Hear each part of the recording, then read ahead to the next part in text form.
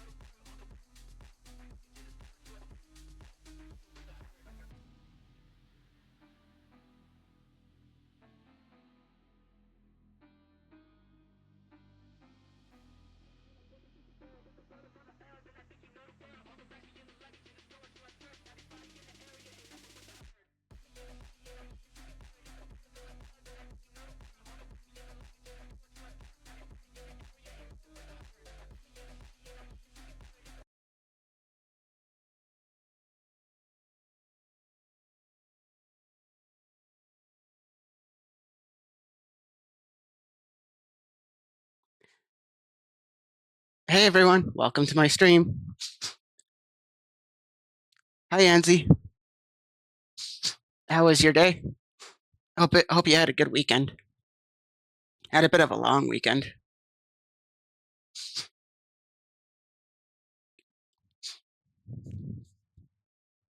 It's great. That's good.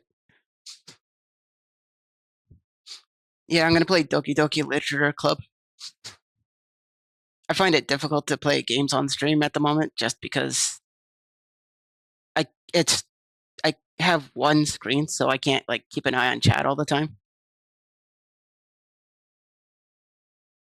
I wanted to do something for the Valentine's weekend or week, so I decided to play this game just because it was free.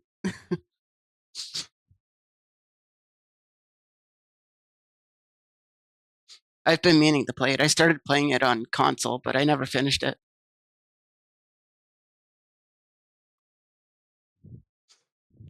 Don't worry about chat. That game is pretty good. Yeah. Yeah, I like being able to keep an eye on my chat and on my stream, but with only one monitor, it's you got to choose between your game or your chat. It's a bit annoying, but I'm working on saving up for a desktop, so hopefully I can have that fixed soon.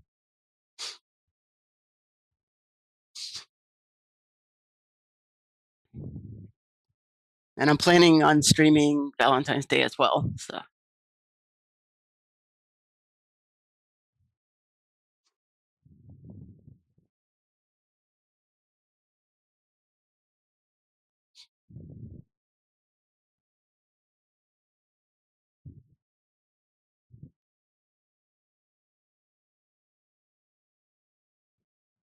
yeah, I hope you will be able to get a second monitor soon. Yeah, it's very expensive, so it's just a matter of saving up for it.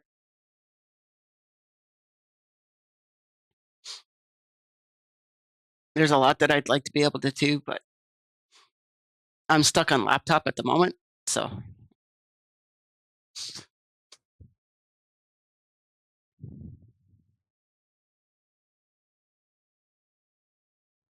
you have any plans for Valentine's Day?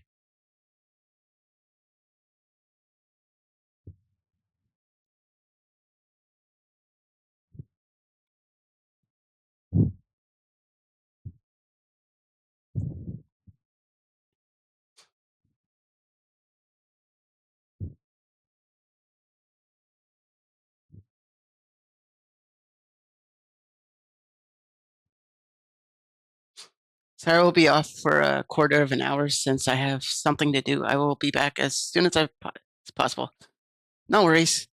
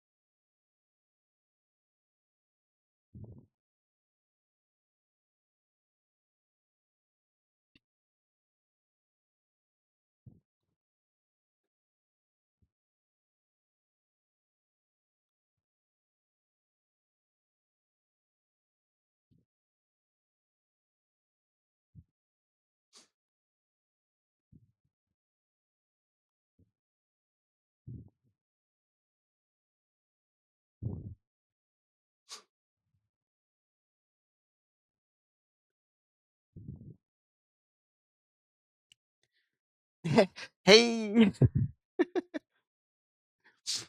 I see an annoying girl running toward me from the distance, waving her arms in the air like she's totally oblivious to any attention she might be drawing to herself.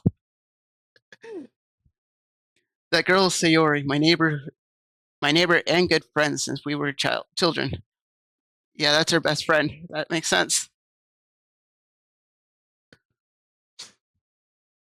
You know the kind of friend you'd never see yourself making today, but it just kind of works out because you've known uh, each other, the each other for so long.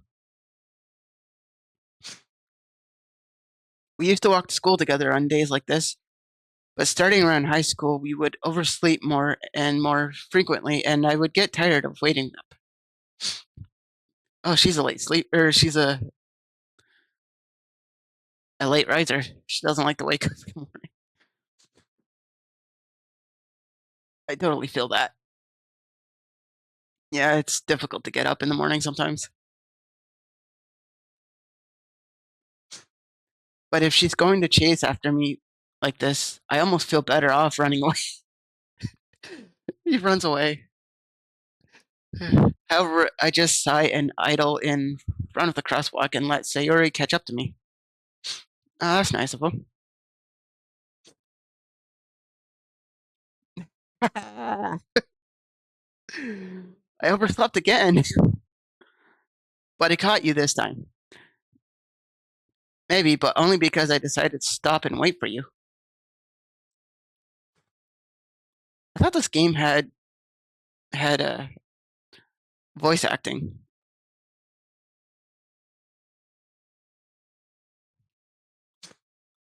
Yeah, you say that like we're thinking about ignoring me. Oop, that's mean, Kayuki.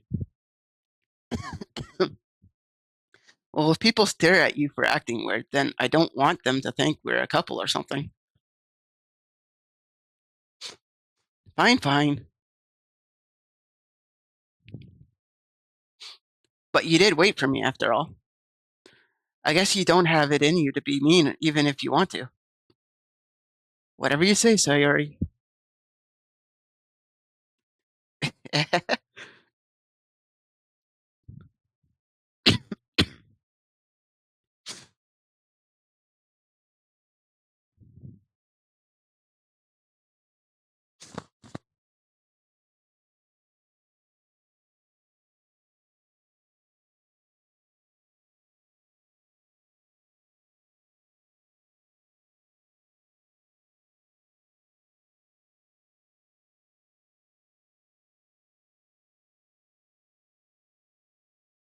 Ugh, I feel so stuffed all of a sudden.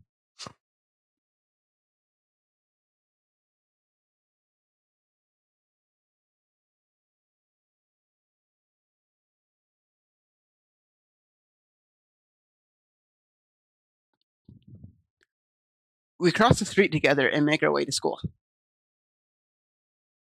As we draw near, the streets become increasingly speckled with other students making their daily commute.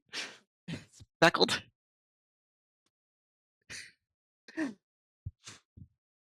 I don't know why, but I pictured rain when it said that. Just imagine people raining down from the sky, speckling the sidewalk. By the way, Kayuki, have you decided on a club to join yet? A club? I told you already. I'm really not interested in joining any clubs. I haven't been looking either.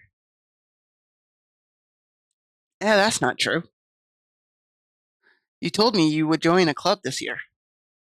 Oh, making promises.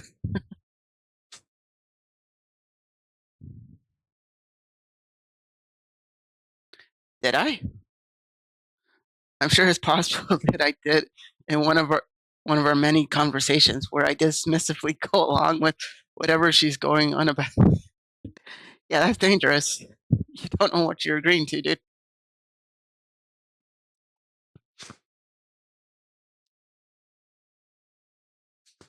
Tori likes to worry a little too much about me when I'm perfectly content just getting by on the average while spending my free time on games and anime.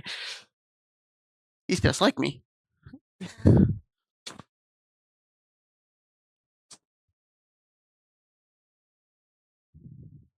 Yeah, I play a lot of video games and I love anime.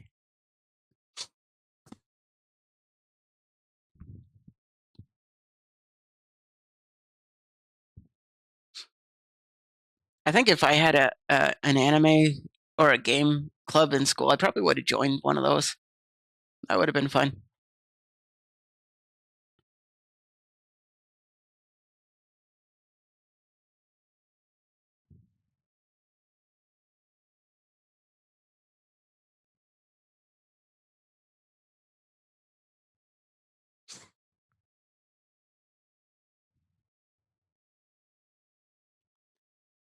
Uh-huh. I was talking about how I'm worried that you won't learn how to socialize or have any skill before college. Your happiness is really important to me, you know? And I know you're happy now, but I'd die at the thought of you becoming a neat in a few years because you're not used to the real world. What's wrong with becoming a neat? You trust me, right?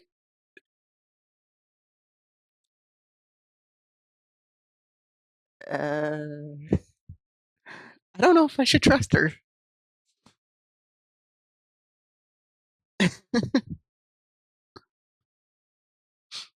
Don't make me keep worrying about you. Fine, I won't. Sheesh.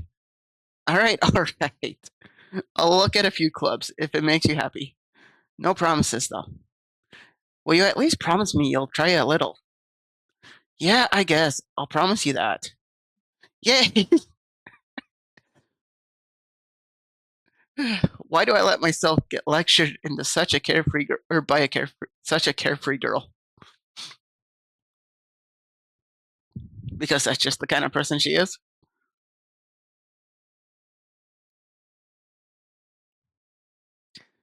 More than that, I'm surprised I even let myself relent to her.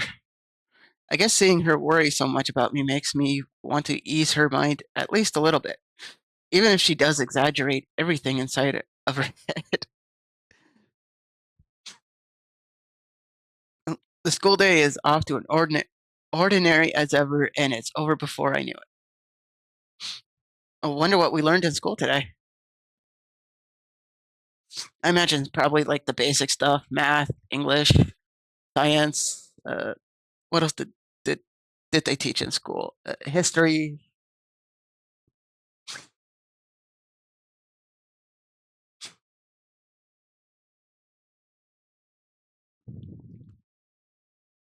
Favorite school subject. Mine was my favorite school subject would have been uh, well, any subject that I could write. I really liked writing. Like we didn't have a literature subject in school, but it was we had where we had to like write down paragraphs and stuff like that. I like doing that. I like any subject that let me write.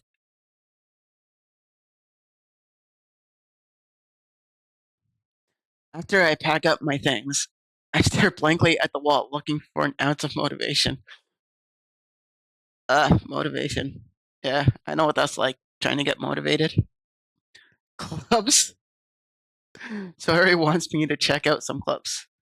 I guess I have no choice but to start with the anime club. Hello? Sayori. Sayori must have come in the classroom while I was spacing out. Yeah, I do that a lot too. I'll just space out and I'll daydream about stuff. I'm a big daydreamer. Usually I daydream about events that's going on in my life, or I'll daydream about I'll daydream about being isekai'd into a fantasy world sometimes.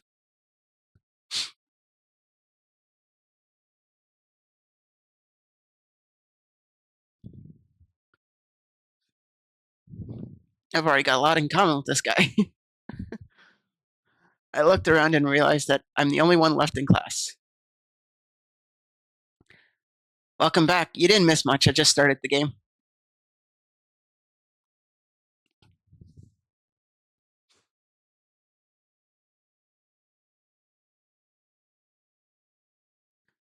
I thought I'd catch you coming out of the classroom, but I saw you just sitting here and spacing out, so I came in. Yeah, I do that a lot. Honestly, you're even worse than me sometimes. I'm impressed. Wait, so your space is out too? You don't need to wait up for me. If it's going to make you late to your own club. Wait, I'm not in a club yet, though. Well, I thought you might need some encouragement, so I thought, what, you were going to come and help me? Know what? Well, that you could come to my club. Sayori? Yeah. There's no way I'm going to your club. Meanie.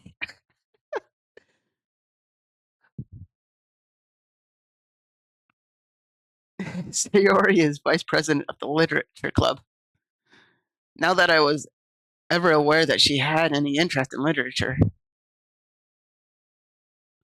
In fact, I'm 99% sure she only did it because she thought it would be fun to help start a new club. So she started her own club. That's cool.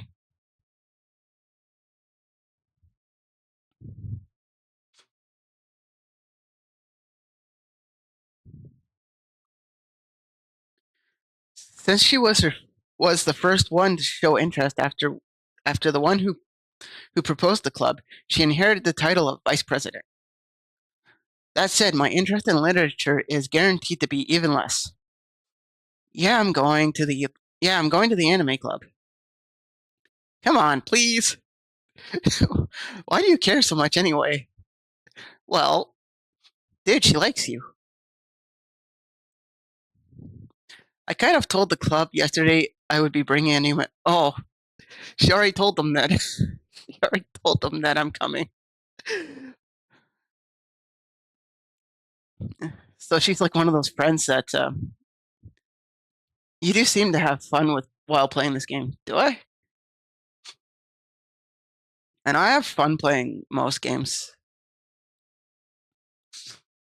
I've been playing video games most of my life. My first console was the Game Boy Color back when it came out.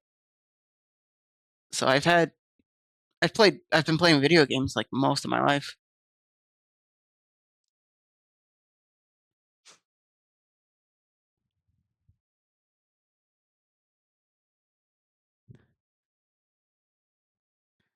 And Natsuki made cupcakes and everything. Oh, she made cupcakes. Wow, my first is PS2. Oh, that's pretty cool. Yeah, I never had a PS2. My very first. Oh, did I freeze? There we go. My my first handheld console was the Game Boy Game Boy Color, and my first um, my first large console was the N64.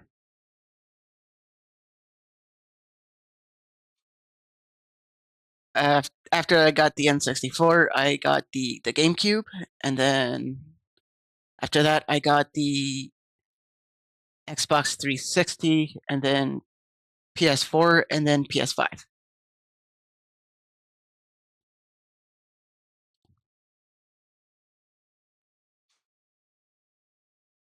Seems that you had a great child. It was it was all right. I mean, my parents didn't force me out of the house like a lot of parents do, just because they knew I didn't really care much for the kids in the neighborhood. So like, I had some friends, but I really didn't like a lot of the kids in the neighborhood. So I had a lot of time to be able to play video games.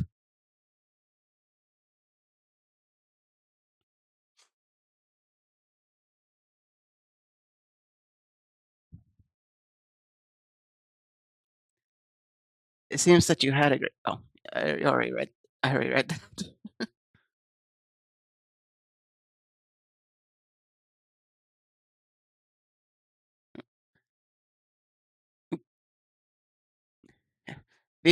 Video games build character, going around the block and playing with other kids is not something necessary to build the character. That's true.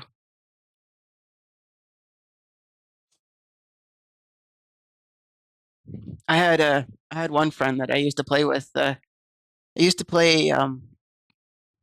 He had two games for GameCube that we he and I used to play together, and we used to play Soul Calibur 2, I believe it was, and it was a Beyblade game that we used to play. And I think my favorite GameCube game was Pokemon XD. Yeah, that was one of my favorite games. Coming from my kid who played video games his whole life.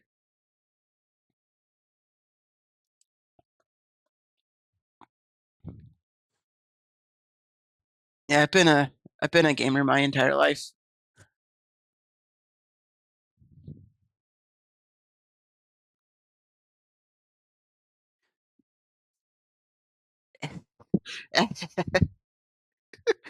I meant to say coming from a kid who played video games. Oh, no worries. Yeah, I've been a gamer my entire life as well. It wasn't until later that I got into anime, and now the two kind of go hand in hand because there's games that are like based on anime, and there's anime based on games. Don't make promises you can't keep. I can't tell if Sayori is really that much of an airhead, or if she's so cunning cunning as to have planned all this out. Wow, she's a sneaky friend. I let out a long sigh. Fine, I'll stop by the cupcake for a cupcake, okay? Yeah, the cupcake. Cupcake got him. Yes, let's go. I recently actually got into manga. I'd like to get more. I've only got one. I was only able to purchase one, but I've started enjoying reading manga. So it's funny how one thing can branch off into like multiple different things. And thus today marks the day I sold my soul for a cupcake. I don't know. I think a cupcake isn't too bad to sell your soul for. I dejectedly follow Sayori across the school and upstairs, a section of the school I rarely visit, being generally used for third year classes and activities. Sayori, full of energy, swings open the classroom door.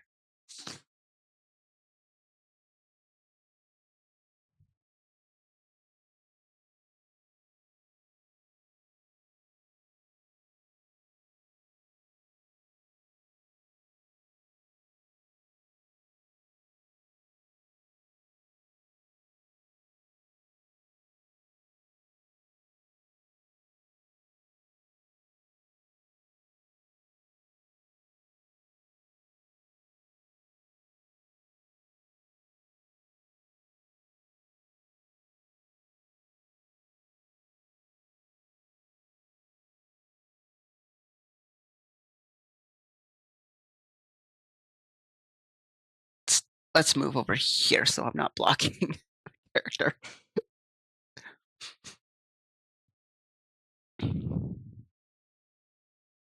I haven't owned a physical copy of a manga, so I don't know the feeling of owning one.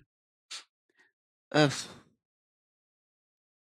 I can't really speak for everybody else, but I didn't have a good experience with reading in school. Like I was never allowed to read the books that I wanted to read, and so I hadn't actually read anything in years, and it took me a few years to find something that would actually interest me. And being interested in anime, I figured I'd give manga a try, and I bought one book of manga thinking that it would last me a while, but I read through the entire book in one sitting. So yeah,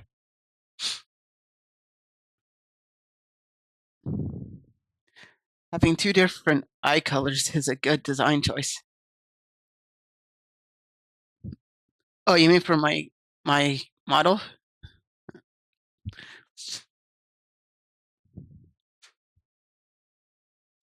Yeah, I didn't actually design it. It was a pre-made model that I purchased off Kofi, and I tried to change the color of them, but the color kind of looked off when I tried to.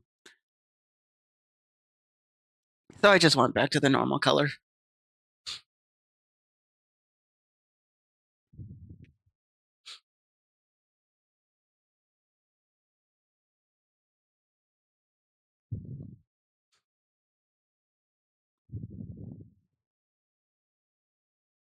Everyone, the new member is here. I told you, don't call me a new member. I glance around at the room. Welcome to the Literature Club. As a pleasure meeting you. Oh, it's a pleasure meeting you. Girl one. Sayori always says nice things about you. Wait, she talks about me? Seriously? You brought a boy? Oh, way to kill the atmosphere. Okay. Kayuki, what a nice surprise. Wait, she knows me? Welcome to the club. All words escape me in this situation. This club.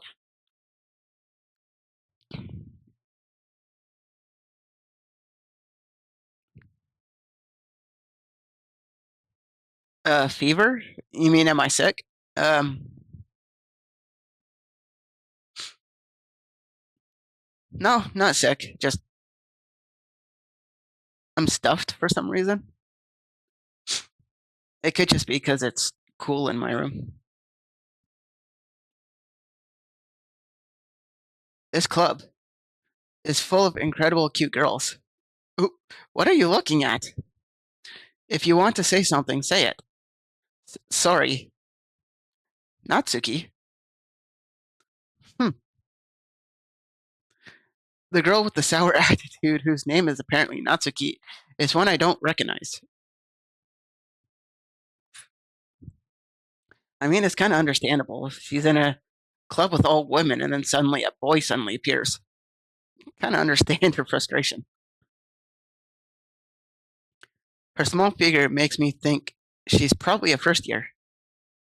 Hmm. Good, take care. Yeah, I'm not sick. I am I'm good.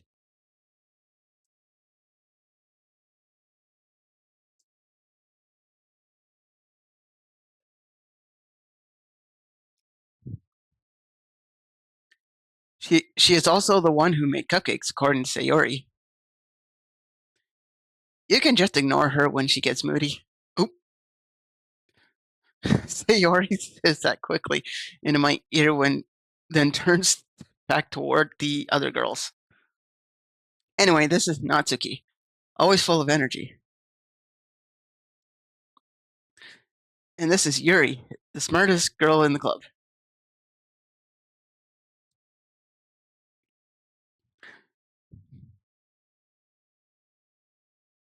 I just realized that her name is an anime genre. Don't say things like that. Yuri, who appears comparably more mature and timid, seems to have a hard time keeping up with people like Sayori and Natsuki. Ah, well, it's nice to meet both of you. And it sounds like you already know Monica. Is that right? That's right. Oh, her name's Monica. It's great to see you again, Kayuki. Monica smiles sweetly. We do know each other well. We rarely talked, but we were in the same class last year. Monica was probably the most popular girl in class. Smart, beautiful, athletic. Oh, she's one of those girls. Basically, completely out of my league. So having her smile at me so genuinely feels a little. You too, Monica. Come, sit down. Kayuki, we made a room for you at the table, so you can sit next to me or Monica. I'll get the cupcakes. Hey, I made them. I'll get them. I noticed that Monica is the only one that has an English name. Interesting.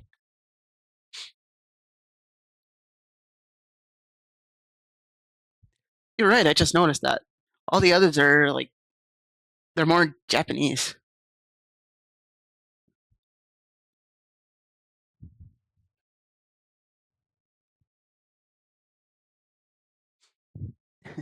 Sorry, I got a little too excited. Then how about I make some tea as well? I'd like to try tea again. I never used to like tea, although I drink iced tea, but like I always found tea to be too watered down.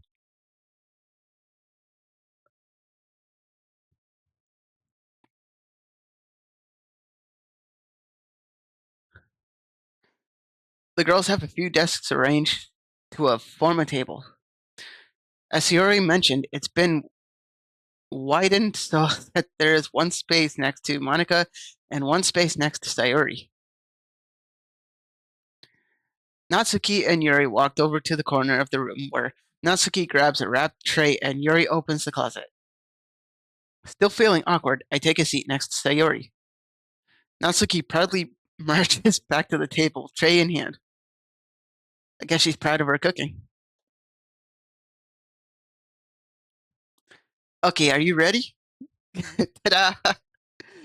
Wow! Natsuki lifts the foil off the tray to reveal a dozen white, fluffy cupcakes decorated to look like little cakes. The whiskers are drawn with icing, and little pieces of chocolate were used to make ears. Oh, that's cute. She made them into like cat faces. So cute.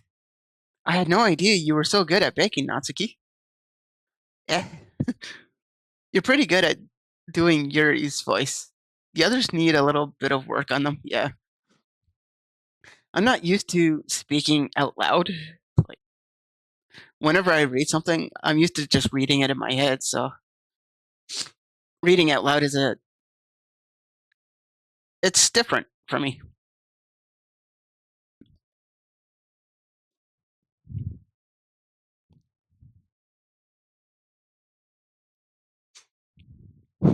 Just hurry and take one.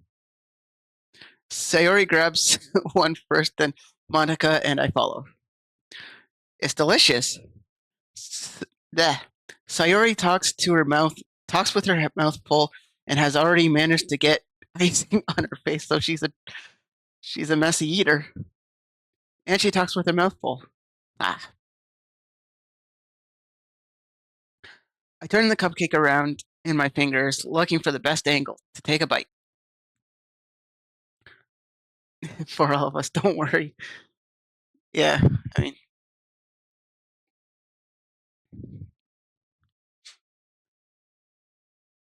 mean, I'm sure it seems weird, like getting into VTubing when you don't really talk much. It's like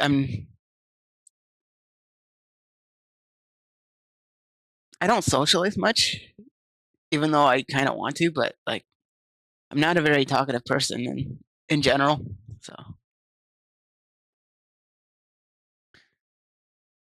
Natsuki is quiet.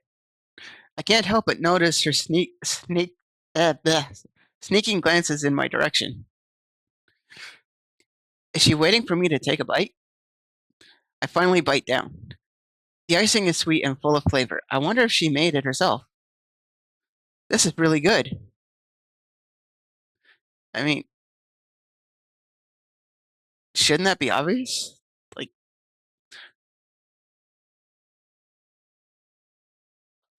thank you, Natsuki.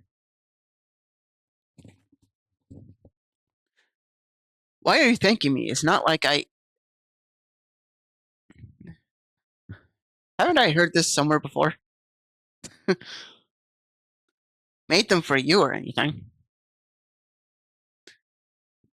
Oh, excuse me. Eh, I thought you technically did. Sayori said. Well, maybe. Not being a talkative person isn't something so bad. What's this interesting is your character, and pretty much I like it. Oh, thank you.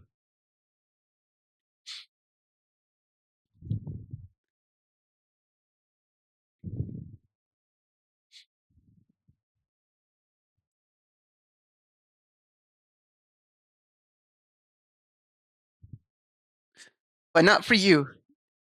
No, you, dummy.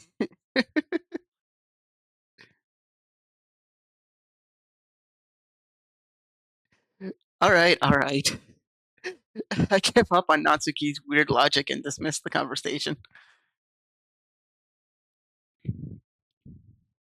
Yuri returns to the table carrying a tea set. She carefully places a teacup in front of each of us before setting down the teapot next to the cupcake tray. I wonder what kind of teapot it is. You keep a whole tea set in this classroom? Don't worry, the teacher gave us permission. After all, doesn't a hot cup of tea help you enjoy a good book? I wouldn't know. I don't drink tea. I guess. Don't let yourself get intimidated. Yuri's just trying to impress you. Oh, she's trying to impress me. That's not. Insulted Yuri looks away. Take your time, find your rhythm. No one is a rush here. You don't have to rush the dialogues. Yeah, I try not to rush it, but I find that when I talk, like I'm used to trying to push everything out at once, and I talk really, really fast.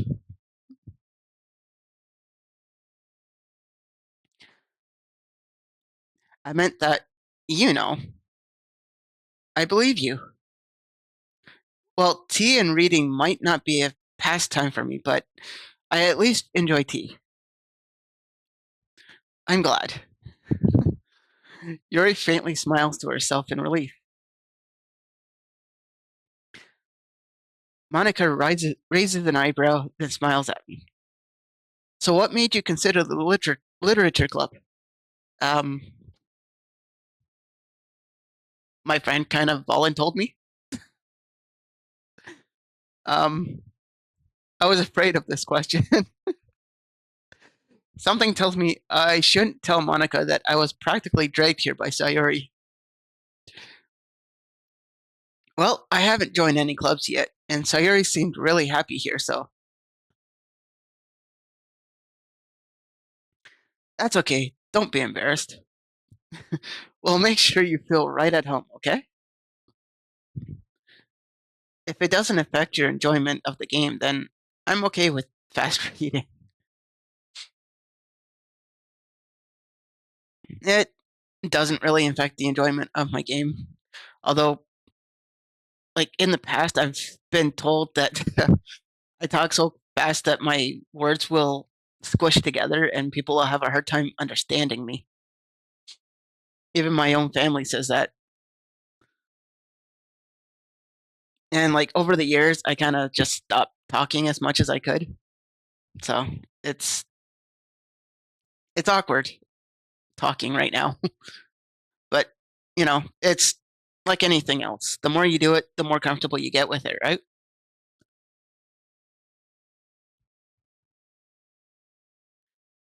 As president of the literature club, it's my duty to make the club fun and exciting for everyone. Monica, I'm surprised. How come you decided to start your own club? You could probably be a board member for any of the major clubs. Weren't you a leader of the debate club last year? Ah, well, to be honest, I can't stand all of the politics around the major clubs. Ah, yeah, politics. Not a fan of politics myself. It feels like nothing but arguing about the budget and publicity and how to prepare for events. I'd much rather take something I personally enjoy and make something special out of it.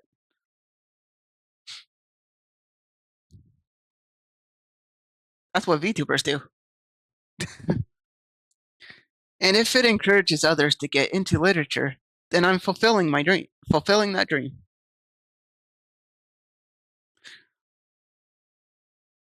That's like the same reason I started, that's close to the same reason I started VTubing.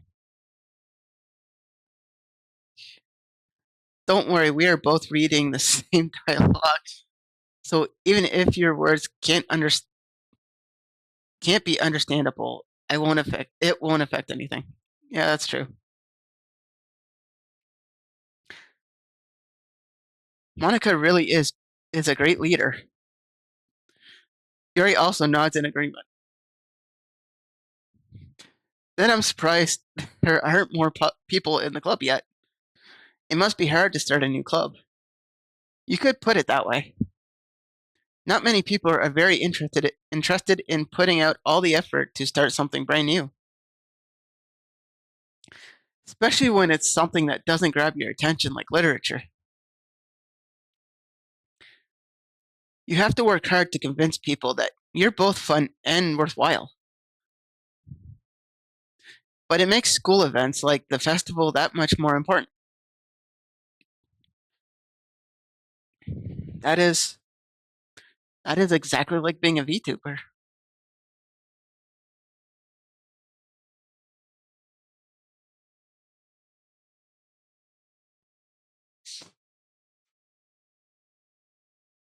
I'm confident that we can all really grow this club before we graduate. Right, everyone? Yeah. Well, we'll do our best. You know it. Everyone enthusiastically agrees. Such different girls, all interested in the same goal. Monica must have worked really hard just to find these three. Maybe that's why they were all so delighted by the idea of a new member joining. Though I still don't really know if I can keep up with their level of enthusiasm about literature.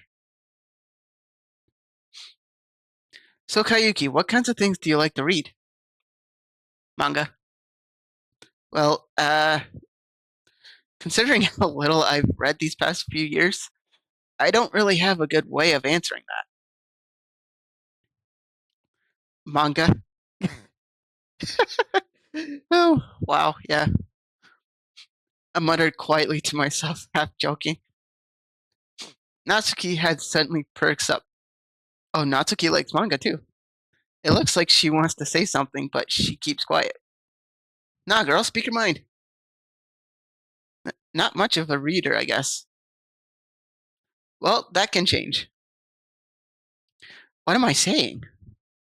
I spoke without thinking after seeing Yuri's sad smile. Anyway, what about you, Yuri? Well, let's see. Yuri traces the rim of her teacup with her finger. My favorites are usually novels that build deep and complex fantasy worlds. Yeah, I like fantasy worlds. Like the kind that has like magic and sword and shields and usually demons and monsters. I always found those worlds fascinating.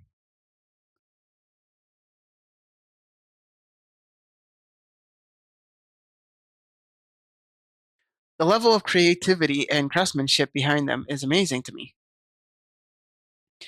And telling a good story in such a foreign world is equally impressive. Yuri goes on, clearly passionate about her reading. She seems to res- she seems so reserved and timid since the moment I walked in, but it's obvious by the way her eyes light up that she finds her comfort in in the world of books, not people.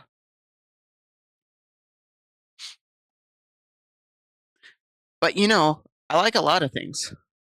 Stories with deep physical elements using usually immerse me as well. Psychological elements.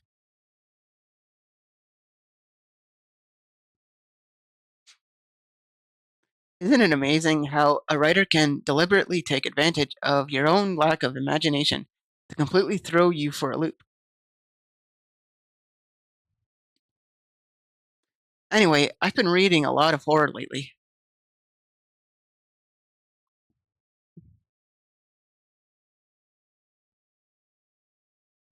She likes horror too. I like horror. I just don't like horror games. I don't mind watching other people play them, but I don't like playing them myself. I find that playing a horror game is too immersive and it's too much for me, especially if it's PvP.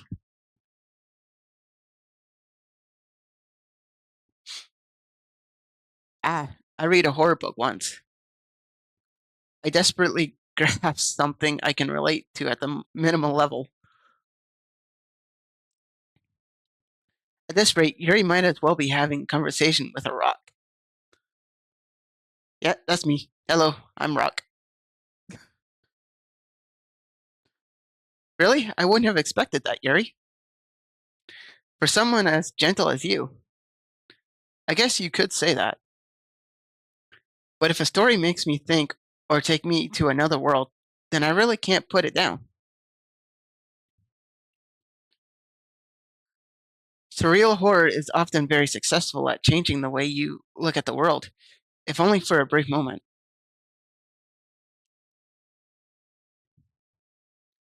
Ugh, I hate horror. Oh, why's that? Well, I just Natsuki eyes stared over to me for a split second. Never mind. That's right, you usually like to write about cute things, don't you, Natsuki? What? What gives you that idea? You left a piece of scrap paper behind last club meeting. It looked like you were working on a poem called Don't Say It Out Loud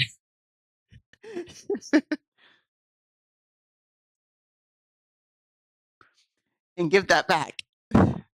Fine, fine.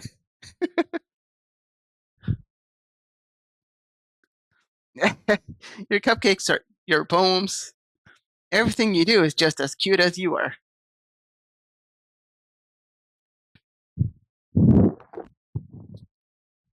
Yeah, but she seems like a little gremlin that would bite your ankles off.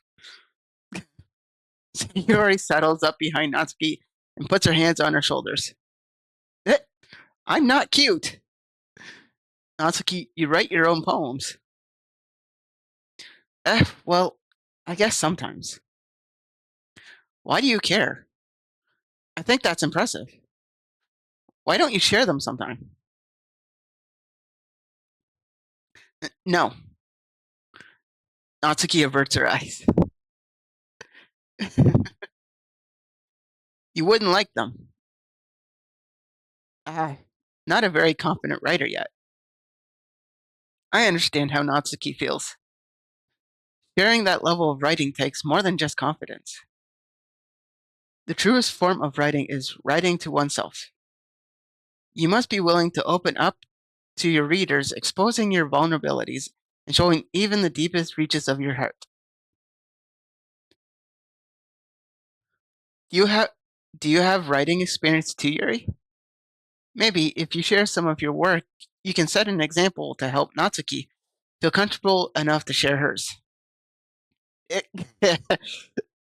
No, that's a no.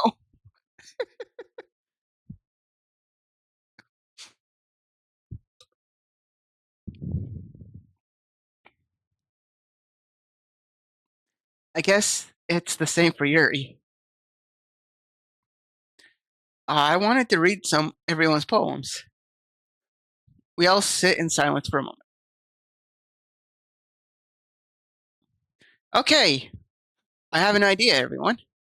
Hmm? Natsuki and Yuri look quizzically at Monica.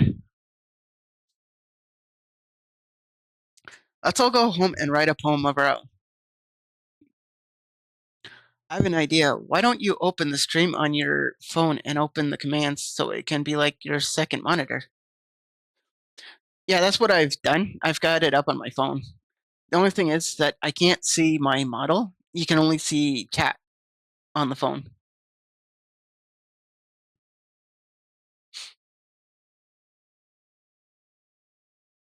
Oh, I forgot I was over in the other corner.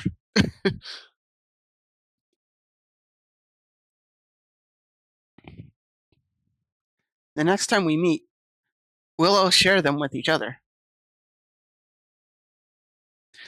That way everyone is even. Um,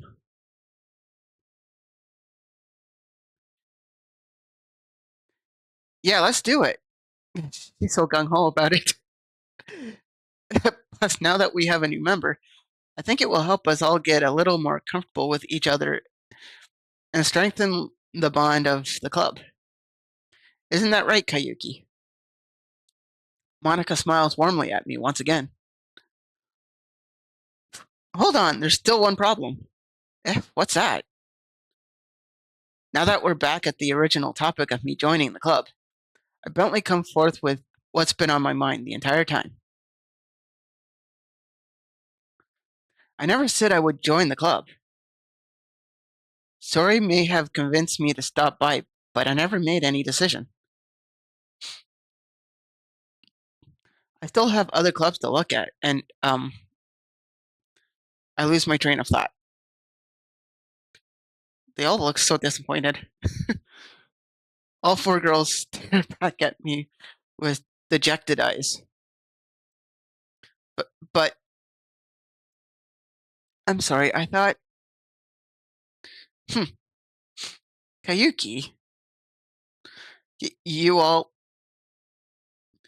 I'm defenseless against these girls. How am I supposed to make a clear headed decision when it's like this? That is, if writing poems is the price I need to pay in order to spend every day with these beautiful girls. Right. Okay, I've decided then. I'll join the literature club. One by one, the girl's eyes light up. Yes, I'm so happy. Sayori wraps her arms around me, jumping up and down. Hey, you really did scare me for a moment. If you really just came for the cupcakes, I would be super pissed. Then that makes it official. Welcome to the literature club. Ah, thanks, I guess. Okay, everyone. I think with that, we can officially end today's meeting on a good note. Everyone remember tonight's assignment. Write a poem to bring to the next meeting so we can all share. Monica looks over at me once more. Kayuki, I look forward to seeing how you express yourself. Uh-oh. I've never written a poem before. Yeah.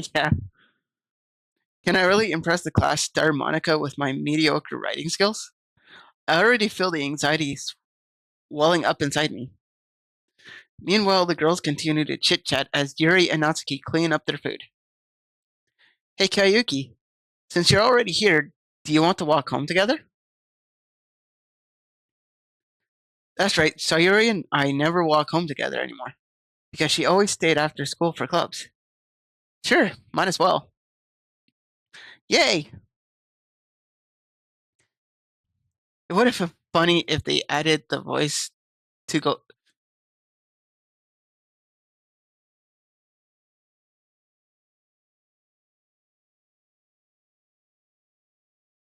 Oh, you mean the added voice acting to the characters? Yeah, I kind of wish they had added voice acting to it,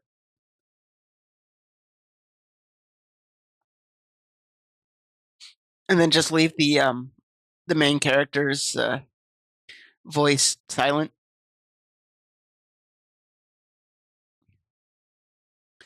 With that, the two of us depart the club room and make our way home. The whole way, my mind wanders back and forth between the four girls: Sayori, Natsuki, Yuri, and of course, Monica. Will I really be happy spending every day after school in the literature club?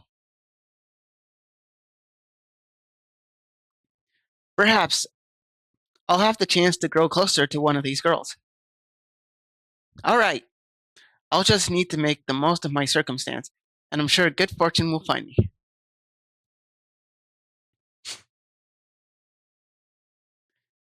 I meant to say it would have been funny if they added the choice to join the literature club, and if you refuse, I just it just ends the game. Uh, I don't think they would do that because they want you to play the game, right?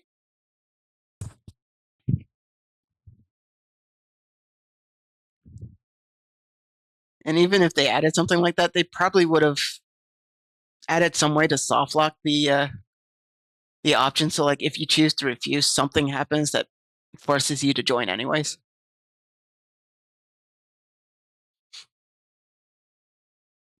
And I guess that starts with writing a poem tonight. I gotta write a poem. It's time to write a poem. Pick words you think your favorite club member will like.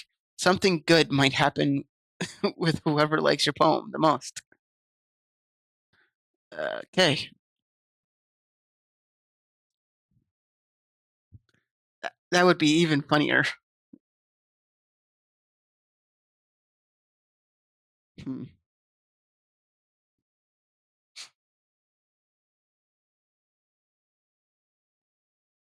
I'll go fantasy.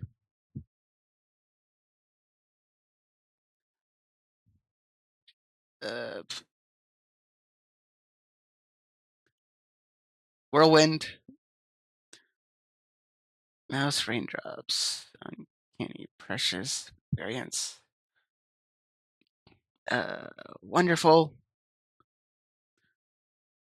Uncontrollable.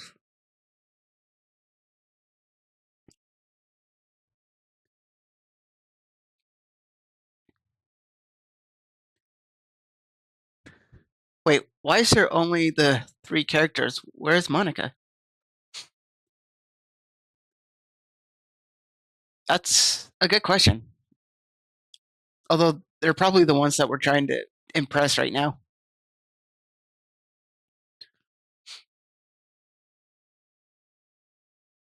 Excitement.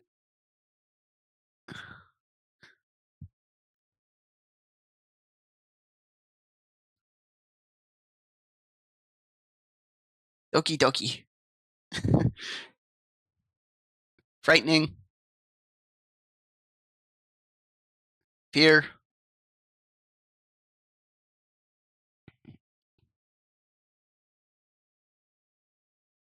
Uh, death.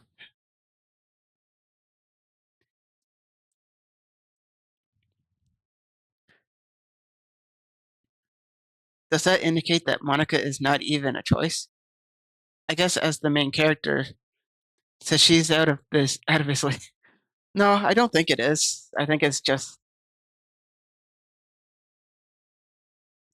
it's. I'm not sure actually.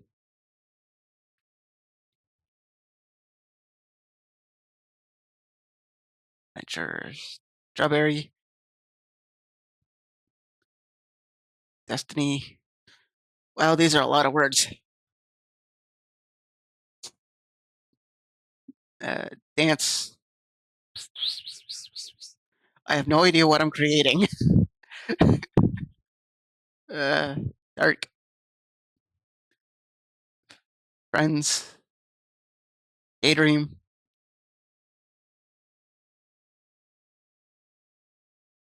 empty.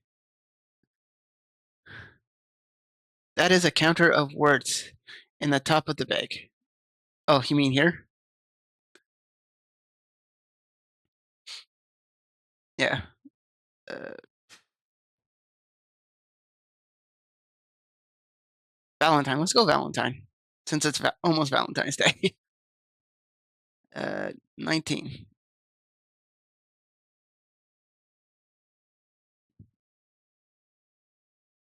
Extreme.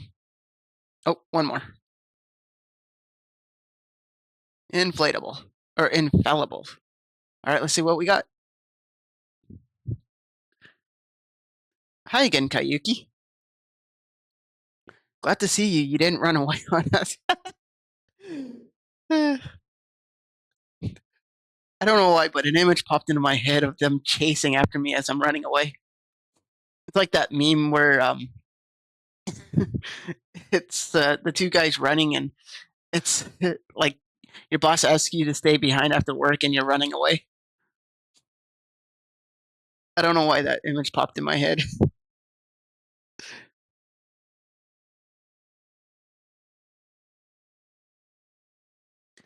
Nah, don't worry. This might be a little strange for me, but I at least kept my word. Well, I'm back at the literature club. I was the last to come in, so everyone else is already hanging out. Thanks for keeping your promise, Kayuki. Yeah, I mean, I do try to keep my promises.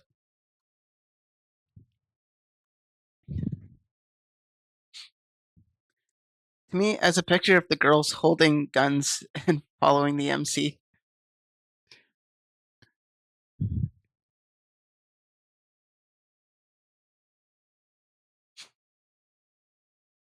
I hope this isn't too overwhelming of a commitment for you. Meaning you dive headfirst into into literature when you're not accustomed to it. Oh, come on. Like he deserves any slack. Oof. I kind of feel like she's the mean girl. So you already told me you didn't even want to join any clubs this year. And last year, too. I don't know if you plan to just come here and hang out or what. But if you don't take us seriously, then you won't see the end of it. Natsuki, you certainly have a big mouth for someone who keeps her manga collection in the club room. Eh, eh, Natsuki finds herself stuck between saying Monica and manga. Manga is literature. That's true, it is. It is. Swiftly defeated, Natsuki pops back into her seat. Don't worry, guys. Kayuki always gives it his best, as long as he's having fun. He helps me with busy work without me even asking, like cooking, cleaning my room. Aren't those things you should be doing? Dependable. Sayori, that's because your room is so messy, it's distracting. And you almost set your house on fire. Oh, wow. So she's a bad cook. Is that so? You two are really good friends, aren't you?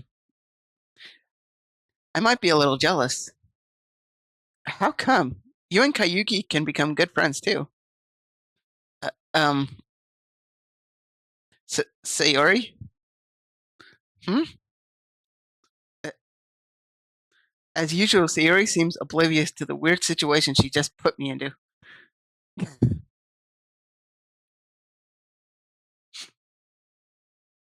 Oh, Yuri even brought you something today. You know?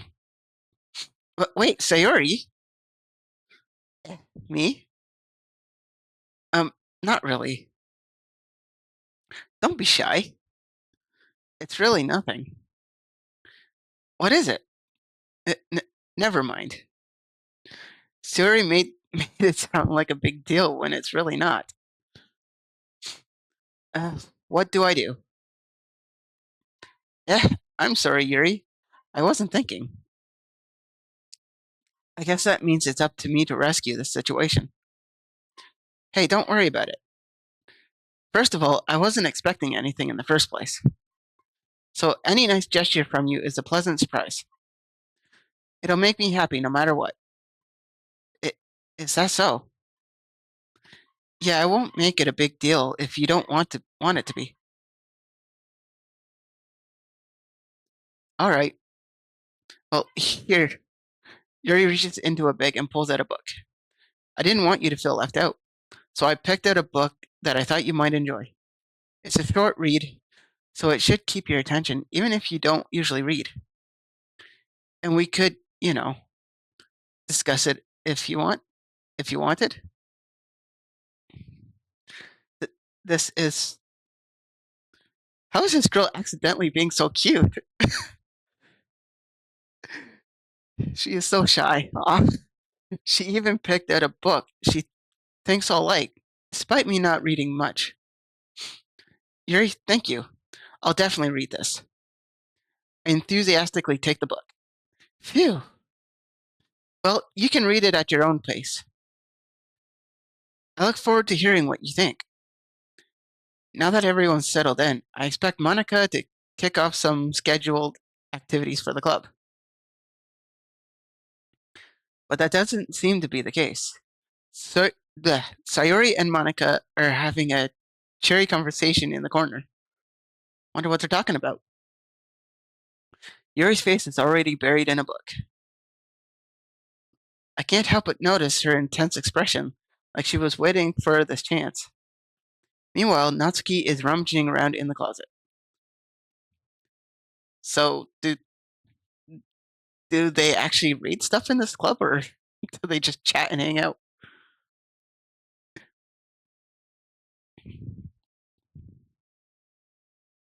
Man, it looks like no one wants to be bothered today. I slumped down into the nearest desk. How am I supposed to occupy myself with something literature related by myself like this? I guess I could always read some of the book Yuri gave me, but I'm feeling a little too tired to read. I could probably fall asleep right now. I closed my eyes and ended up listening in on Sayori's conversation with Monica. We're probably gonna seem really lame compared to all the other clubs, though. Hmm? Well, we can't give up. The festival is our chance to show everyone what literature is all about. The problem is that the idea of literature club sounds too dense and intellectual. But it's not like that at all, you know? We just need a way of showing that to everyone. Something that speaks to their creative minds. Hmm. That doesn't solve the problem, though. Eh, what do you mean? Even if we come up with the most fun thing ever, nobody will come in the first place if it's a literature event. So it's more important to figure out how to get people to show up in the first place, you know? And after they come, we can do the thing to speak to their creative minds. What's this?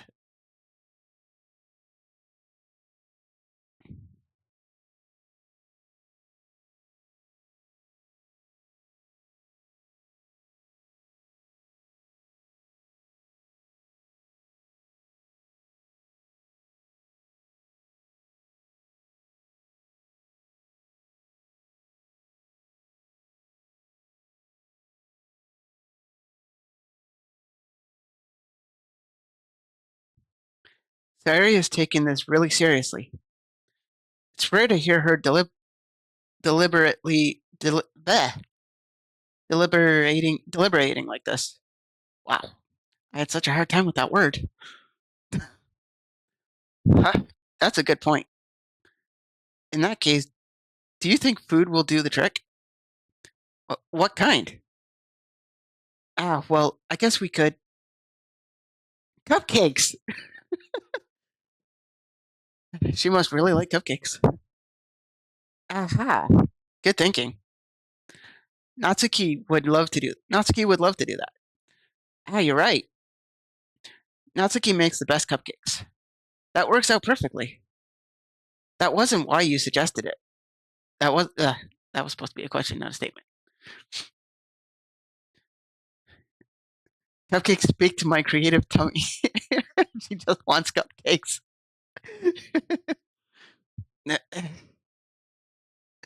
Cupcakes it is then. I'm hungry. Anyway, we still need to work out the details of the event itself. I find myself smiling.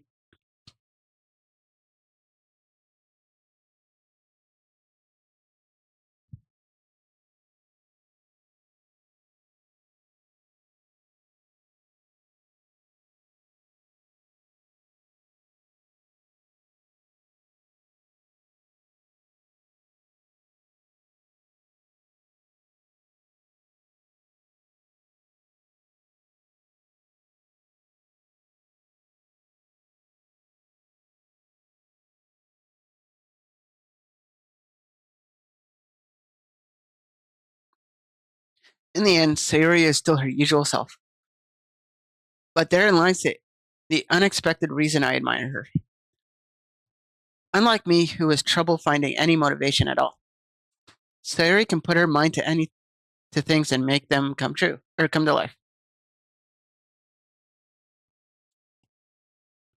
I suppose that's why I end up letting her get on my case about things. I can't help but wonder what it would be like to see the world through her eyes. Probably pretty chaotic. Ooh, ah. I open my eyes to find Sayori's face filling my vision. I nearly fall out of my chair. Sorry. Wait, actually, I'm not sorry at all. It's your fault for sleeping like that. This isn't the napping club. Does your school have a napping club? You're staying up late again, aren't you? Now that you're in a club, you're gonna have less time for anime, you know.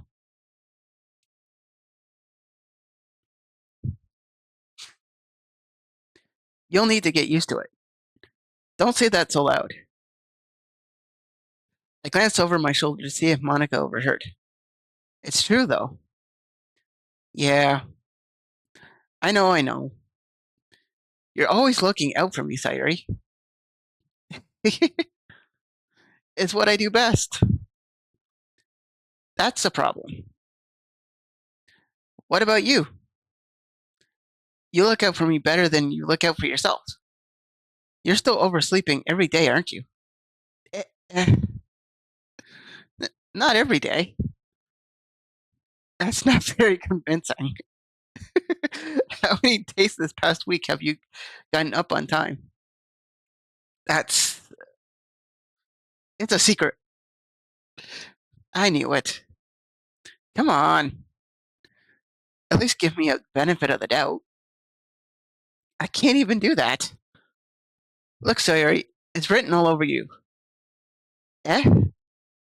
Sayori glances around at herself.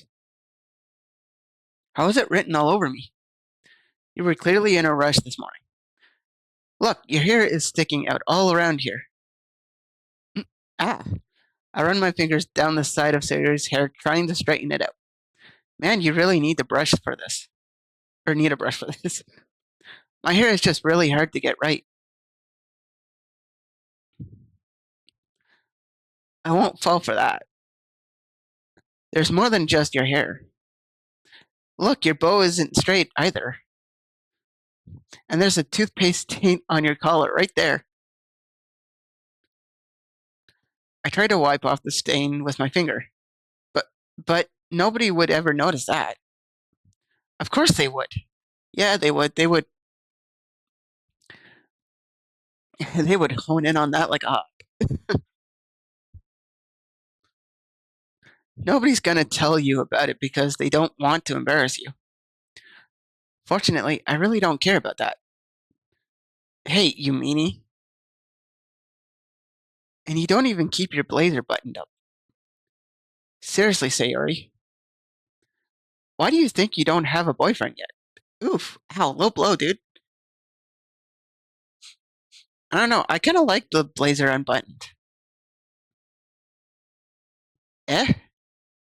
That's super mean. Sorry, but you'll thank me later. I start to button her blazer from the bottom. Once you see how much better it looks, you'll change your mind. Eh, oh my.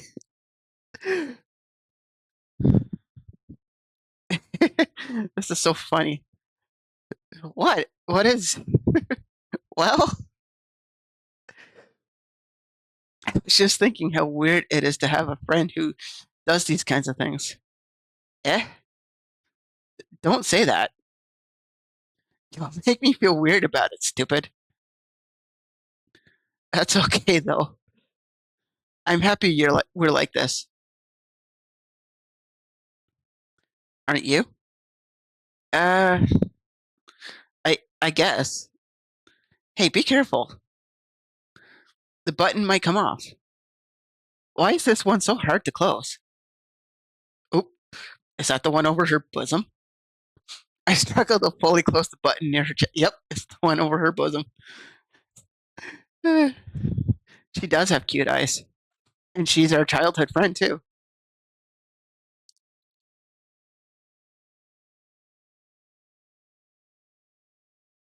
Does this thing ever fit you properly? It did when I bought it. If you ever buttoned it, you would have noticed sooner that it doesn't fit you anymore. What are you smiling about? It means my boobs got bigger again. Wow. Wow, what a thing to say. Right in the middle of the club. Don't say that out loud. Anyway, you look much better now, so ah, why does it feel strange to see Sayori's blazer buttoned up like that? But it's so stuffy. Uh, it's not worth it at all. Sayori hastily unbuttons her blazer once more. Phew, that's much better. I know, I think it kind of looks better with it unbuttoned. Sayori puts her arms out in it and twirls around. That is so cute. So if I keep it unbuttoned, then I won't get boyfriend, right? What kind of logic is that?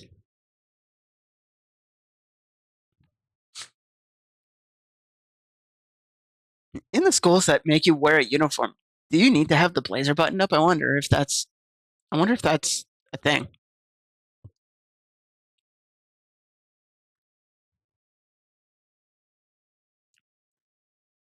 And why are you saying that like it's a good thing? Because if I had a boyfriend, then he wouldn't even let you do things like that, like this.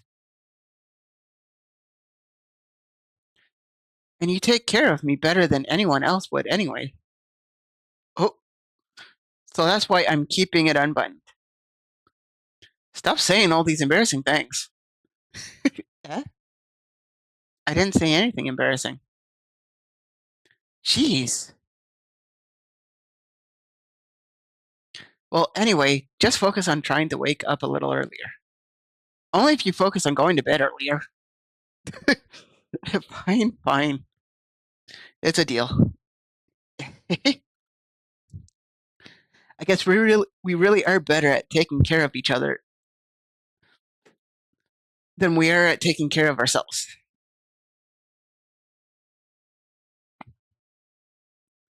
Yeah, I guess so, huh?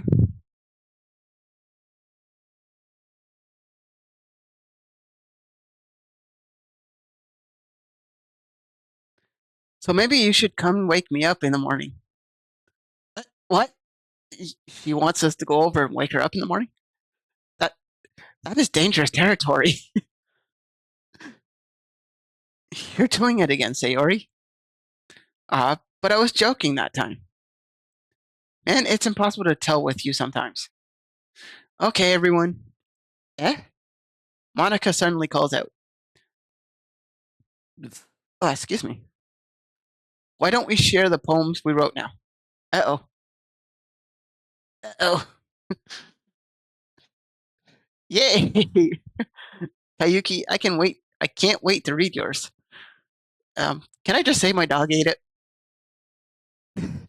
Yes, hey.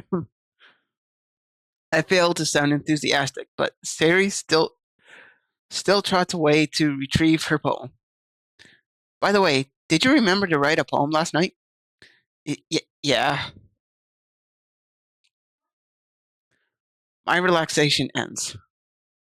I can't believe I agreed to do something so embarrassing. I couldn't really find much inspiration since I've never really done this before.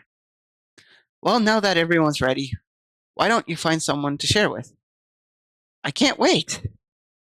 Oh, Sayuri and Monica enthusiastically pull out their poems. Sayuri is on a wrinkled sheet of loose leaf torn from a spiral notebook.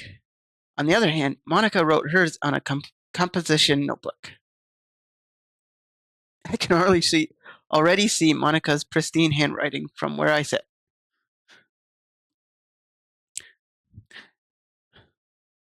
I used to do this thing where I would hastily write down stuff from the blackboard in school, and then later I would go back and I would rewrite everything just to make everything neat.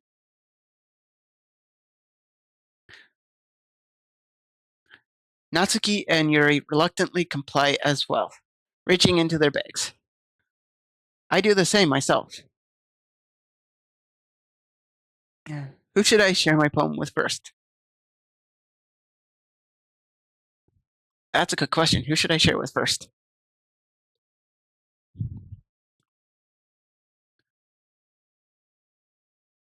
Maybe we'll share with Sayuri first.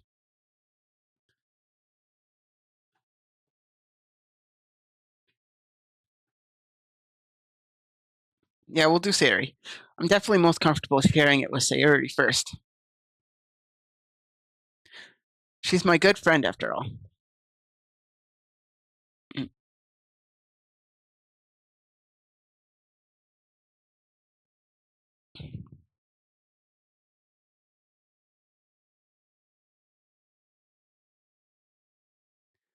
Oh my goodness. This is so good, Kayuki. Really? She really thinks it's good? Eh? I love it. She's just saying that because we're friends. She has to be just saying that. I had no idea you were such a good writer. Sayuri, you must be seriously overreacting. I'm not a good writer at all. I honestly have no idea what I'm doing. Well, maybe that's why.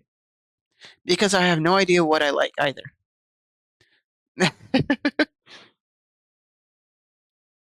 Jeez. I'm sure you I'm sure Yuri's opinion has to be a little more constructive than this. Maybe even Natsuki's. Are you sure you don't like it just because I wrote it? Eh? Well, I'm sure that's part of it. I think I understand you better than a lot of other people, you know? So when I read your poem, it's not just a poem. It's Kayuki poem. It's a Kayuki poem. Okay? And that makes it feel extra special. Like I can feel your feelings in it. Sayuri hugs the sheet against her chest. You're so weird, Sayuri. I'm surprised he can't notice that she's throwing out all the signals. Like, like, are we that dense?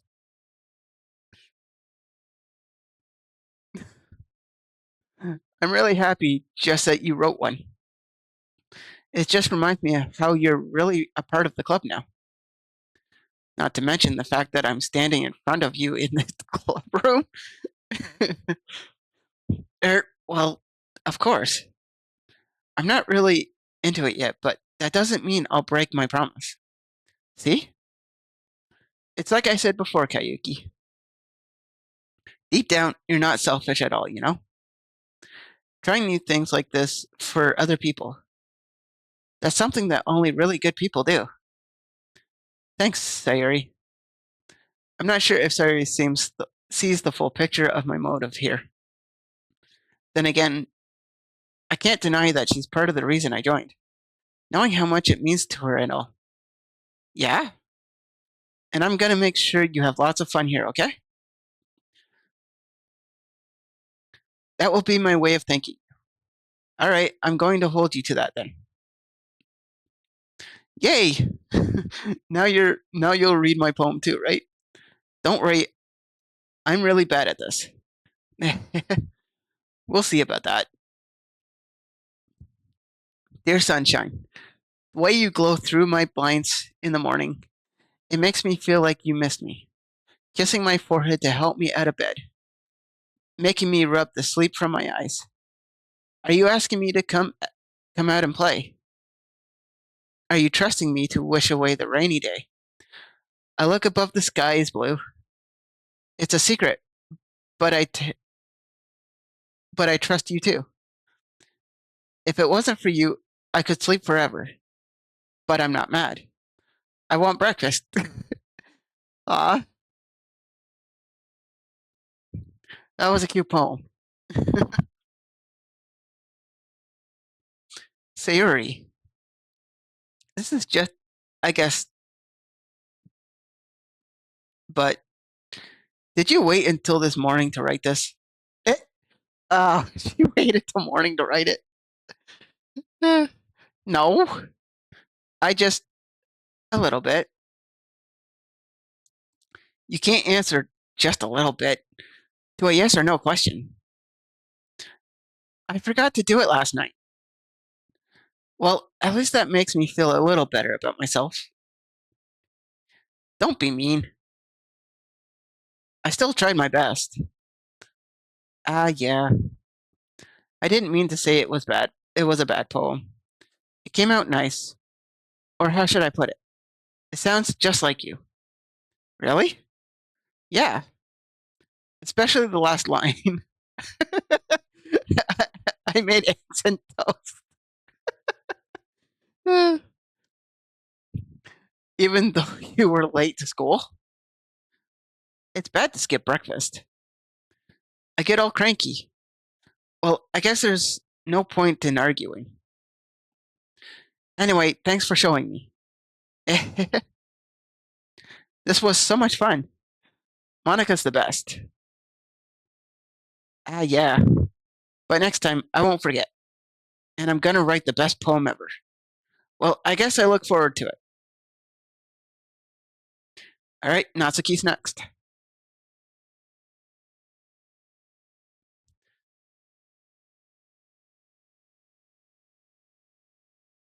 Well, it's about what I expected from someone like you. Ow, that's a little blunt.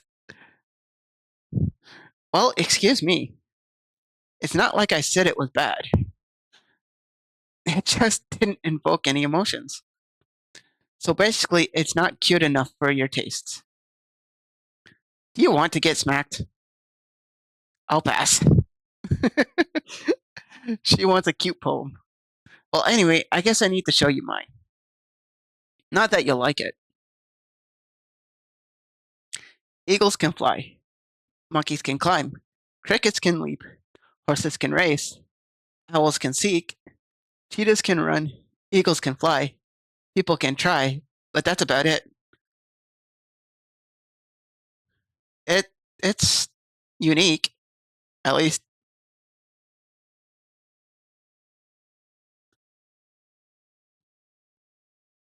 I think Sayori's was cuter. Yeah, I told you that you weren't gonna like it. I like it. What? Just be honest. I am. Why are you so convinced that I wouldn't like it? Well, because everyone in high school thinks that writing has to be all sophis- sophisticated and stuff. So people don't even take my writing seriously. But isn't the point of poems for people to express themselves? That is true. That is true. Poems are meant to express the writer. Your writing style doesn't make your message any less valid. Yes, exactly. I like when it's easy to read, but it hits you hard. Like in this poem. Seeing everyone around you do great things can be really disheartening. So I decide to write about it. Yeah, I understand. But the other nice thing about simple writing is that it puts more weight on the wordplay. Like I set up for rhyme at the end, but then made it fall flat on purpose. It helps bring out the feeling in the last line. Uh, so you did. I guess more went into it than I realized. That's what it means to be a pro. She's gloating. I'm glad you learned something. Didn't expect to form the youngest one here, did you? Or from the youngest one. Yeah, I guess not. I decide to humor her with that last comment. I don't really care how old everyone is, but if Natsuki is feeling proud when I won't take that away from her.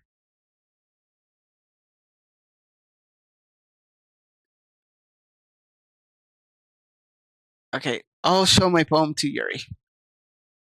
We'll just go down the line. Mm, Yuri stares at the poem. Is it really that bad? A minute passes more than enough time for her to finish reading. Um, oh, sorry.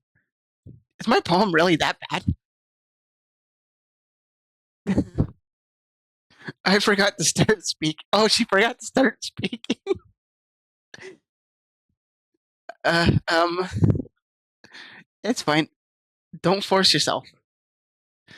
I'm not. I just need to put my thoughts into words. Hold on. Okay. Yeah, I totally get that. Like I'm often too hastily trying to talk too quickly, and I need to remember to take a step back and think about what I'm saying. I need to remember to do that when I'm talking.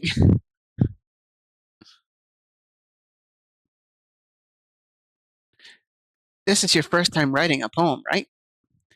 Or yeah. Why do you ask? I'm just making sure. I guess that it might be after reading through it. Ah, so it's that bad. No. Did I just raise my voice? Uh, I'm so sorry. Yuri buries her face in her hands. Ah, I couldn't help but notice that it's been several minutes and we really haven't gotten anywhere. It might take Yuri a while to get used to new people. It's fine. I really didn't notice. What were you saying? Thank you for the follow.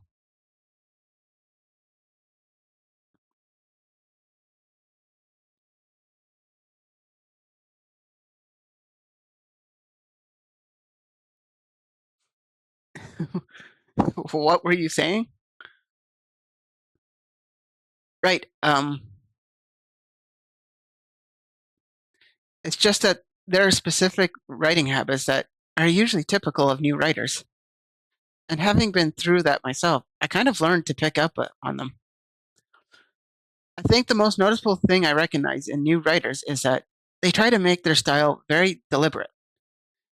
In other words, they tend to pick a writing style separate from the topic matter and they form fit the two together. The end result is that both the style and the expressiveness are weakened. Once Yuri finds her train of thought, it's as if her demeanor totally changes. Her stammering is completely gone and she sounds like an expert. Of course, that's not something you can be blunt about or blamed about. Blamed for. Bleh. There are so many different skills and techniques that go into writing even a simple poem. Not just finding them and building them, but getting them to work together is probably the most challenging part. It might take you some time, but it all comes with practice and learning by example and trying new things. Yeah, practice makes perfect. I also hope that everyone else in the club gives you valuable feedback. Natsuki can be a little bit biased though. Biased how? Uh um well, never mind. I shouldn't be talking about people like that. Sorry. It's fine. I'm not sure if Yuri is apologizing to herself, to me, or to Natsuki. Do you mind if I read your poem now? Please do. I'd love to share my thought process behind it. Yuri smiles dreamily as if it's a rare opportunity for her, which itself is kind of funny. After all, isn't this supposed to be a literature club? Oh, wow.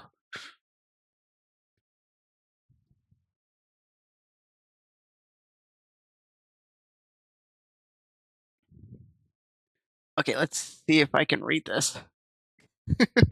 um, Ghost under the light. The tendrils of my hair illuminate breath and amber glow.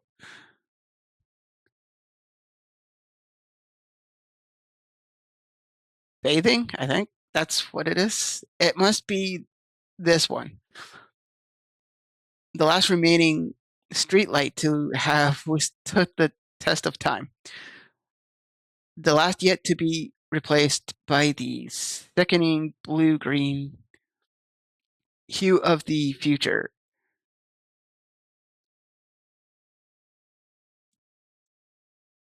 I battle claims breathing air of the present but living in the past. The light flickers. I flicker back. Yeah, I'm not good at cursive writing. It was interesting.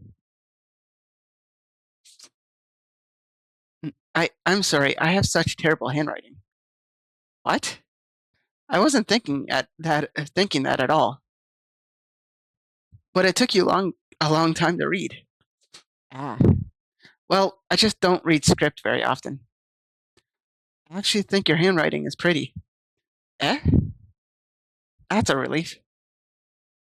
Also, I like the poem. Even though it's short, it was really descriptive. It wasn't too short. I usually write longer poems. Not at all. I'm really glad you like it. I'll be honest. Since it's our first time sharing, I wanted to write something a little more mild. Something easy to digest, I suppose. Are you into ghosts, Yuri? Uh, Actually, the story isn't about a ghost at all, Kayuki. Really? I must have totally missed the point. Well, I suppose you did only glance over it after all. But remember that poets often express their own thoughts, feelings, and experiences in their work.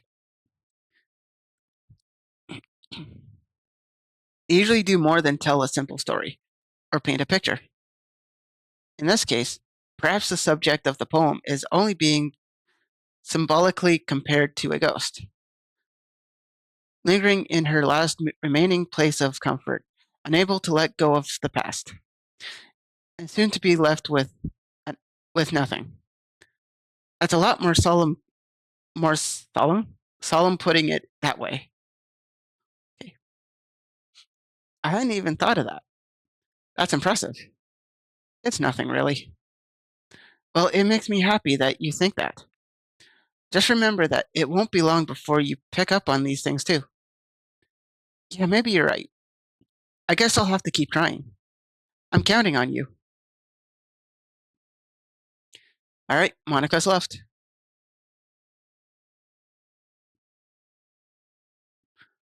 Hi, Kayuki. Having a good time so far? Ah, yeah. Good, glad to hear it. By the way, since you're new and everything, if you ever have any suggestions for the club, like new activities or things we can do better, I'm always listening. Don't be afraid to bring things up, okay? All right, I'll keep that in mind. Of course, I'll be afraid to bring things up. I'm much better off going, just going with the flow until I'm more settled in. Anyway, want to share your poem with me? It's kind of embarrassing, but I guess I have to. Don't worry, Kayuki. We're all a little embarrassed today, you know? But it's that sort of barrier that we'll all learn to get past soon. Yeah, that's true. I handed Monica my poem. Hmm.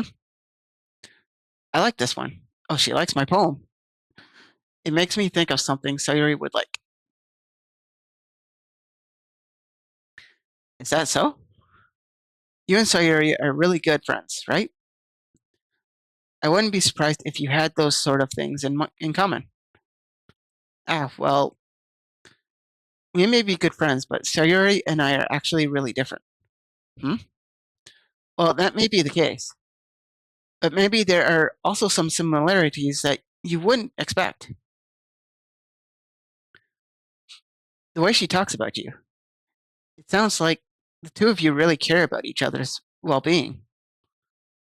Even if you show it in different ways, it, is, it ends up being similar than you think. So I think that's kind of vibe I get when reading your poem. Hmm. You sure you're not reading into it too much? That could be. Oh gosh, I sound like Yuri. But in any case, Sayuri's writing has kind of a gentle feel to it. I can tell that she likes exploring new emotions, like happiness and sadness.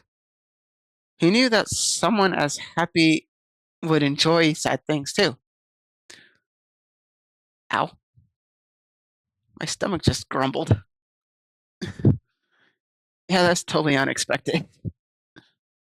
Well, to each their own. And you shouldn't be afraid to experiment a little bit either. I'm sure I'll end up trying different things a lot. It could take a while before I feel comfortable doing this. That's okay. I'd love to see you try new things. That's the best way to find the kind of style that suits you. Everyone else might make a little bit biased towards their own kinds of styles, but I'll always help you find what suits you the most. So don't force yourself to write the way everyone else wants you to write. It's not like you have to worry about impressing them or anything. Anyway, do you want to read my poem now? Don't worry, I'm not very good. You sound pretty confident for someone who claims to not be very good. Well, that's because I have to sound confident. That doesn't mean I always feel that way, you know? I see. Well, let's read it then.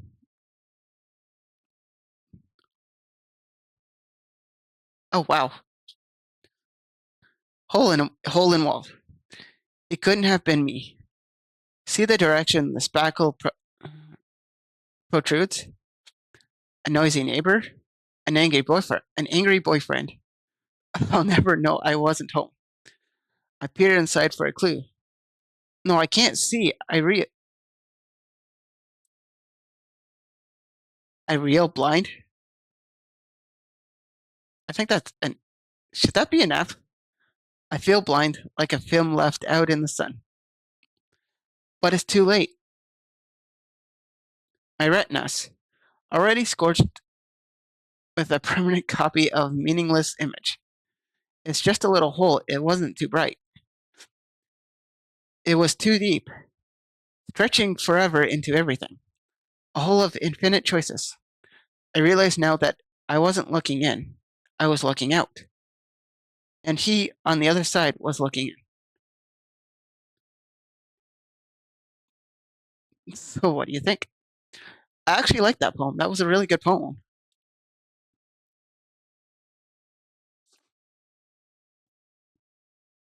It's very freeform, if that's what you call it. Sorry, I'm not really the right person to ask for feedback. It's okay. Yeah, that kind of style has gotten pretty popular nowadays. That is, a lot of poems have been putting emphasis on the timing between words and lines. When performed out loud, it can be really powerful. What was the inspiration behind this one? Uh, well, I'm not sure if I know how to put it. I guess you could say that I had some kind of epiphany recently. It's been influencing my poems a bit. An epiphany? Yes, something like that. I'm kind of nervous to talk about deep stuff like that because it's kind of coming on strongly. Maybe after everyone is better friends with each other. Anyway, here's Monica's writing tip of the day. Sometimes when you're writing a poem or a story, your brain gets too fixated on a specific point. If you try so hard to make it perfect, then you'll never make any progress. Just force yourself to get something down on the paper and tidy it up later.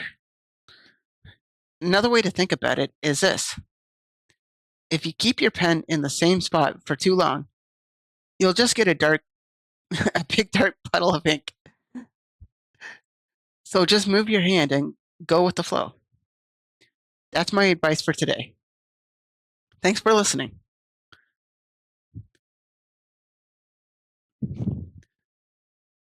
She kind of sounded like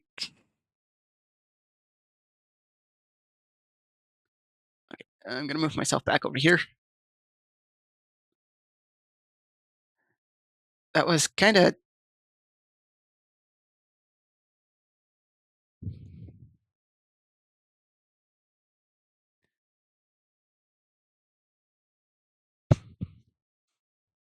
it was like listening to a how-to manual. I think that's how I'm thinking. It was like listening to a how-to manual.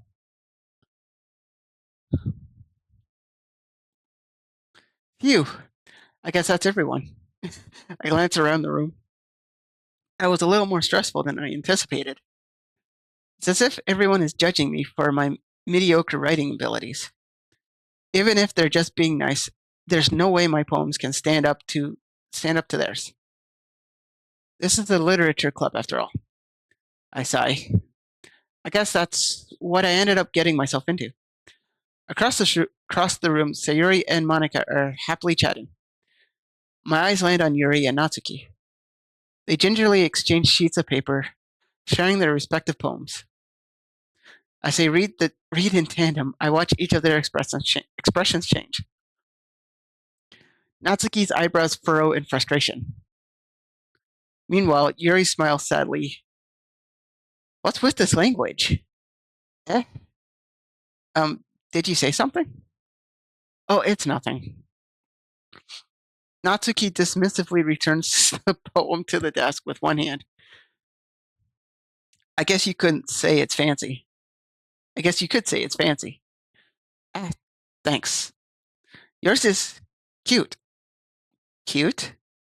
Did you completely miss the symbolism or something? It's clearly about the feeling of giving up. How can that be cute? Uh, I know that. I just mean the language, I guess. I was trying to say something nice. Eh? You mean you have to try that hard to come up with something nice to say?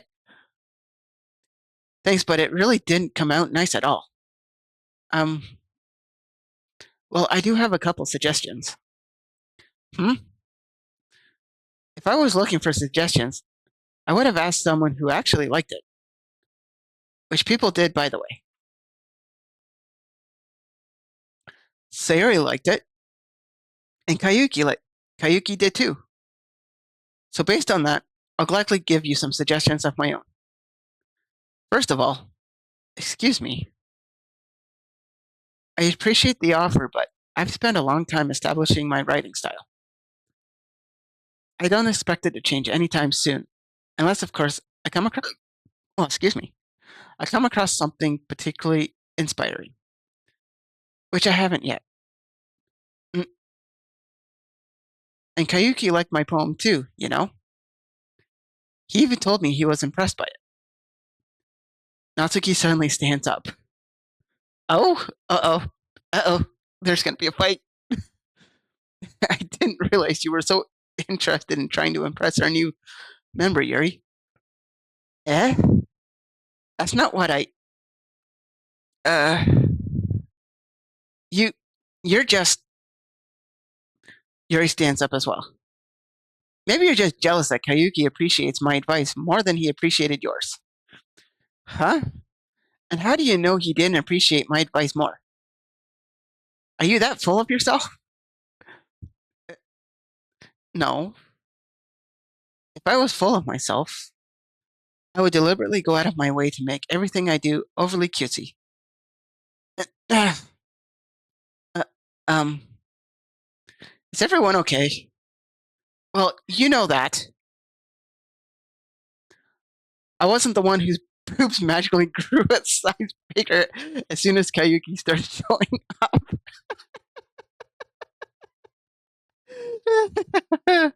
Oh, wow. What a thing to point out. Okay. Oh, wow. Natsuki? Natsuki, that's a little. This doesn't involve you. I don't like fighting you guys. Suddenly, both girls turned toward me as if they just noticed I was standing there. Kayuki, she's just trying to make me look bad. That's not true. She started it. If she could get over herself and learn to appreciate that simple writing is more effective, then this wouldn't have happened in the first place. What's the point of making your poems all convoluted for no reason? The meaning should jump out at the reader, not force them to have to figure it out. Help me explain that to her, Kayuki. But wait, there's a reason we have so many deep and expressive words in our language. It's the only way to convey complex feelings and meaning the most effectively. Avoiding them is not only unnecessarily limiting yourself, but also a waste. You understand that, right, Kayuki? Um, wow. I feel like, why did I get put in the middle of this? Oh boy.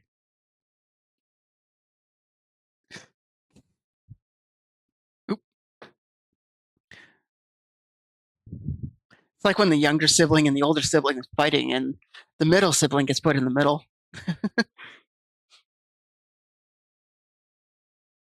Well, uh, how did I get dragged into this in the first place? It's not like I know anything about writing. But whoever I agree with, they'll probably think more highly of me. Uh, help me, Sayori. Natsuki. Natsuki glares at me, dying, drying up any words I had in my mouth. So instead, I turn to Yuri. Yuri, but Yuri's expression is so defenseless that I couldn't bring myself to say anything to her. Sayuri, eh, yeah, everyone's fighting is making Sayuri uncomfortable. How can the two of you keep fighting when you know you're making your friend feel that way, feel like this? Kayuki, well, that's her problem. This isn't about her. I agree.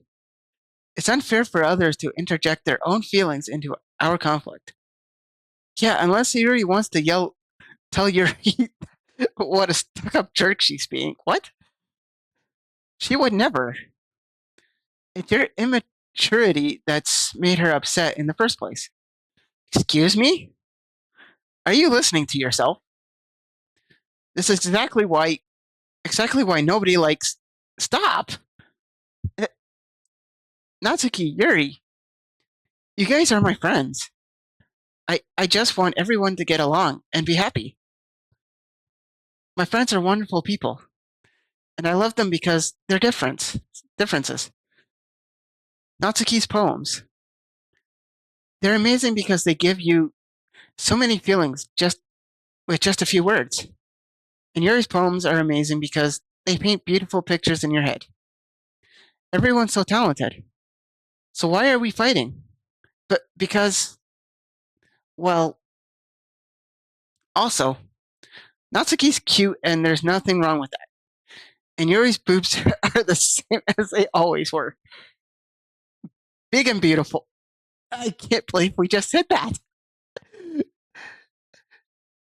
We just said, like,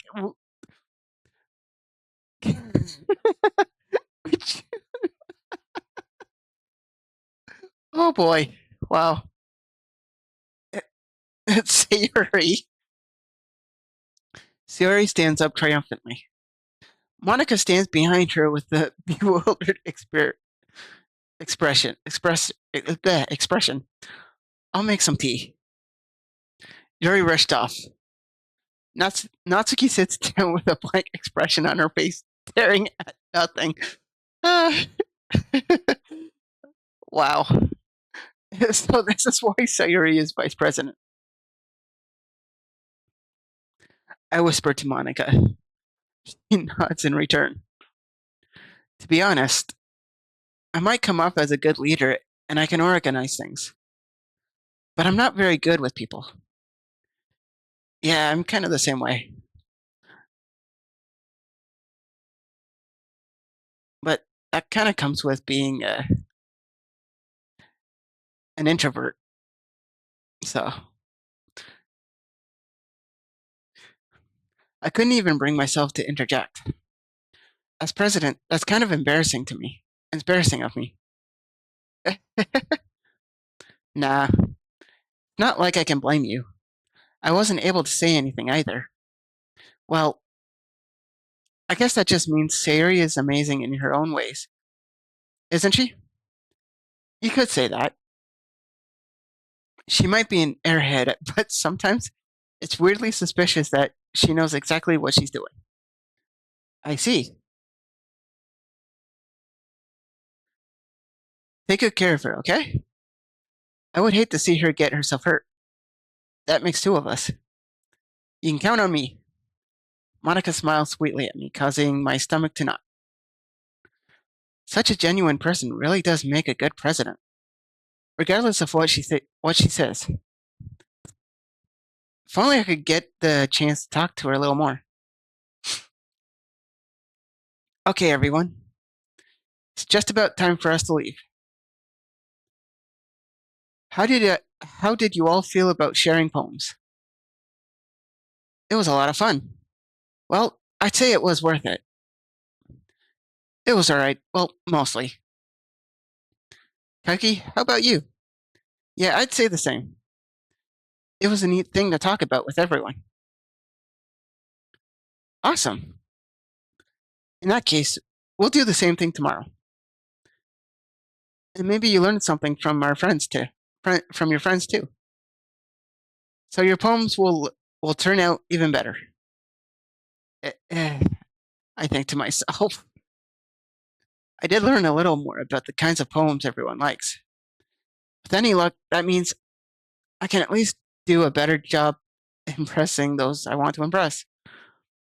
I nod to myself with newfound determination. Kayuki, ready to walk home? Sure, let's go. Sayuri beams at me. It truly has been a while since Sayuri and I have spent this much time together. I can't really say I'm not enjoying it either. Oh, back home. Sayuri, about what happened earlier. Eh, what do you mean? You know, between Yuri and Natsuki. Does that kind of thing happen often? No, no, no. That's really the first time I've seen them fight like that. I promise they're both wonderful people. You don't you don't hate them, do you? No, I don't hate them. I just wanted your opinion, that's all. I can see why they'd make good friends with you. Phew.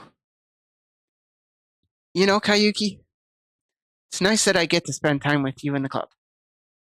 But I think seeing you get along with everyone is what makes me the happiest. And I think everyone really likes you too. That's every day is going to be so much fun. It looks like Sayuri still hasn't caught onto the kind of situation I'm in. Sure, being friends with everyone is nice, but does it really need to stop there? We'll just have to see what the future holds, Sayuri. I pat Sayuri on the shoulders. I said I said that more to myself than to her, but it's easy to use Sayuri as an internal monologue sometimes.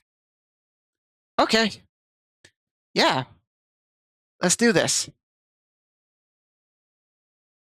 Oh, time for another poem. Uh, We'll go fun, happiness, uh, laugh,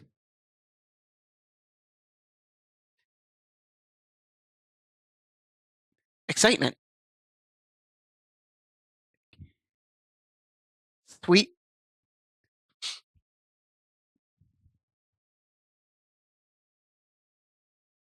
imagination, smile, sunny,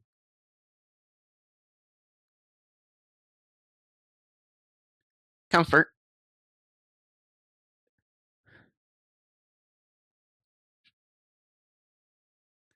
daydream, waterfall, joy, silly, strawberry. I have no idea what I'm creating.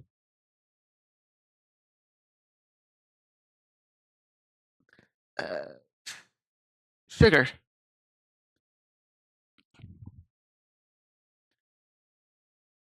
uh, precious, fireflies, destiny,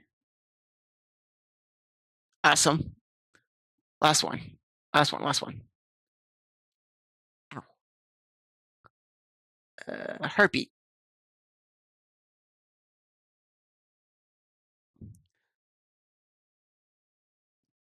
Another day passes, and it's time for club meetings already. I've gotten a little more comfortable here over the past couple days. Entering the club room, the usual scene greets me. Hi, Kayuki. Yo, Sayuri. Looks like you're in good mood today. I'm just still not used to you being in the club, that's all. I see. That's a pretty simple thing to get you in a good mood. But I guess it's always the simple things with you. Anyway, speaking of which, I'm kind of hungry. Will you come with me to buy a snack? No, thanks. Eh? Dude, why did you go with her? That, that's not like you at all. Really, that's not like me. I have my reasons. Why don't we take a look at your purse, Sayuri? Oh, uh-oh. She's broke, isn't she? Eh, eh, why that all of a sudden? No reason, really. I just wanted to look at it. Uh, Sayuri nervously retrieves her coin purse. She fumbles with the latch and gets it open. Then she turns it upside down and lets its contents spill onto the desk. Only two small coins fall out. I knew it. She wants me to buy her lunch.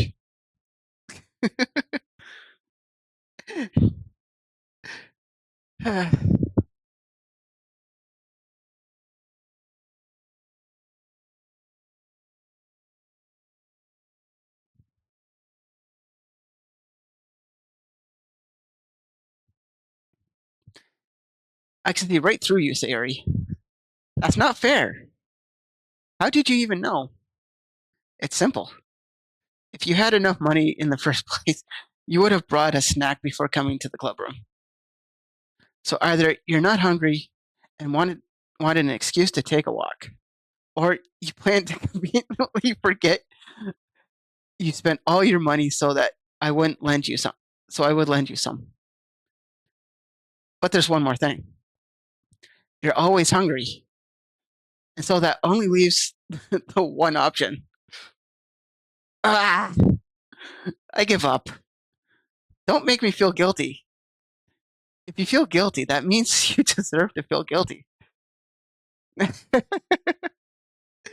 Yuri suddenly giggles. Eh? I didn't notice that she was listening in. Her face is in her book, as always.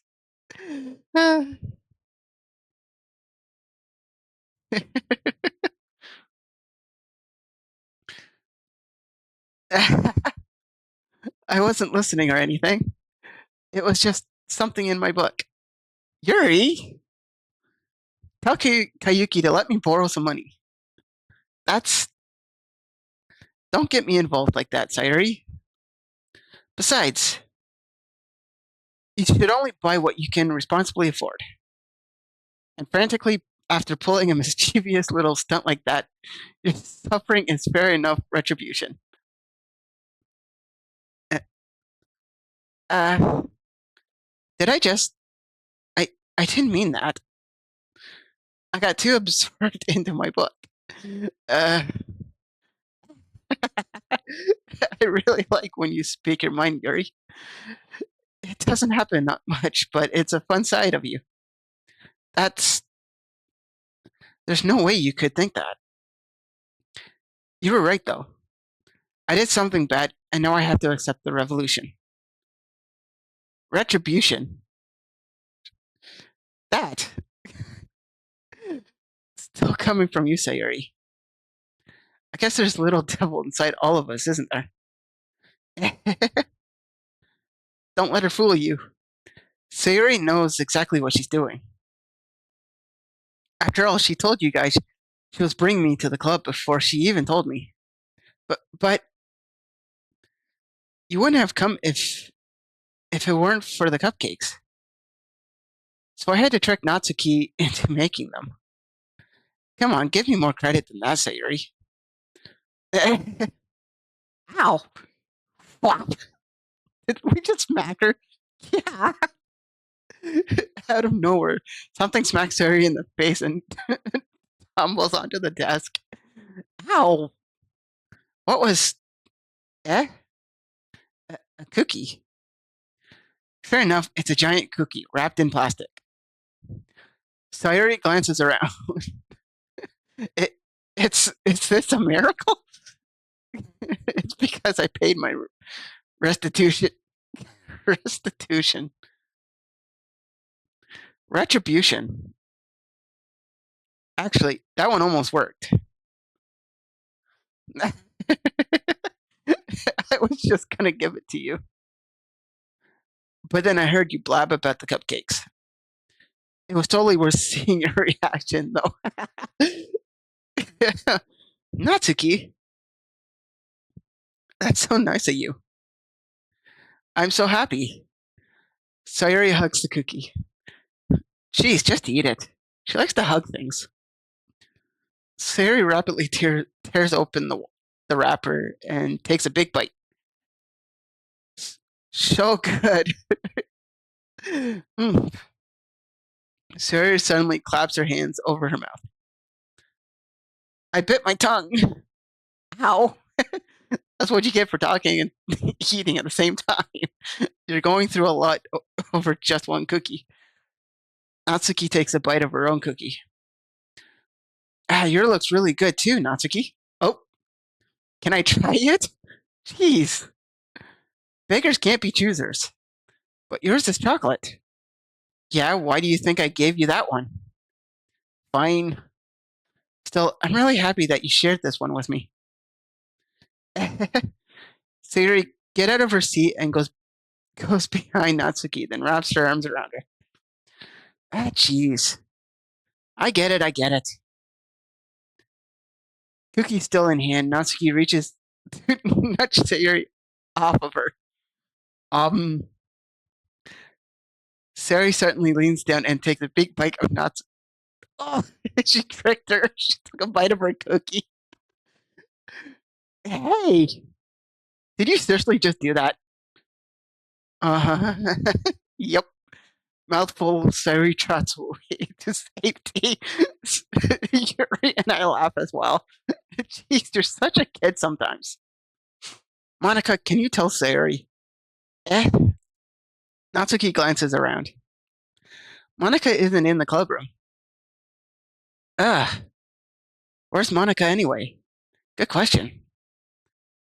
Have any of you heard anything about her being late today? Not me. Yeah, I haven't either. Hmm. That's a bit unusual. I hope she's okay. Of course she's okay. She probably just had something to do today. She's pretty popular after all. Eh? You don't think she's a I wouldn't be surprised. She's probably more desirable than all of us combined. Eh, that's true.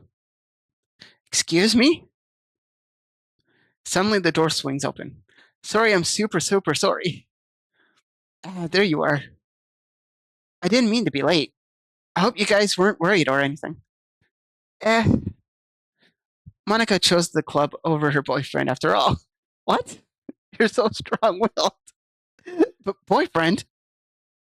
What on earth are you talking about?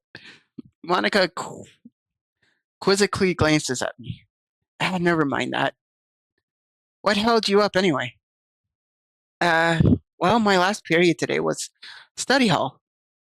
To be honest, I kind of just lost track of time. Ah, that makes no sense, though. You would have heard the bell ring at least. I must not have heard it since I was practicing piano. Wait, piano? I wasn't aware you played music as well, Monica. I don't really. I kind of just started recently. I've always wanted to learn piano. That's so cool. You should play something for us, Monica. That's. Monica looks at me. Maybe once I get a little bit better, I will. Yay! That sounds cool. I'd also look forward to it. Is that so? In that case, I won't let you down, Kayuki. Monica smiles sweetly. Oh, I think she likes us. I don't mean any pressure or anything like that. Uh, don't worry. I've been practicing a whole lot recently, and I'd really love a chance to share once I'm ready. I see. In that case, best of luck. Thanks. So I didn't miss anything, did I? Not no, not really. I choose to leave out Sayori's mischievous escapade. I didn't tell her about the cookie thief. I'm sure Natsuki will end up complaining to her anyway. It looks like everyone has already settled down. Sayori somehow already finished her entire cookie. Yuri is back to her book, and Natsuki disappeared into the closet. Kayuki, Kayuki! Sayori suddenly comes up to me. I'm gonna go get some supplies from another classroom. Want to come with me? Supplies? What for? Well, the festival is coming up. Me and Monica gonna make some posters and stuff. So I need to go find some crayons and markers and glue stickers. Ah, I see. Sure, I'll go with you. Yay!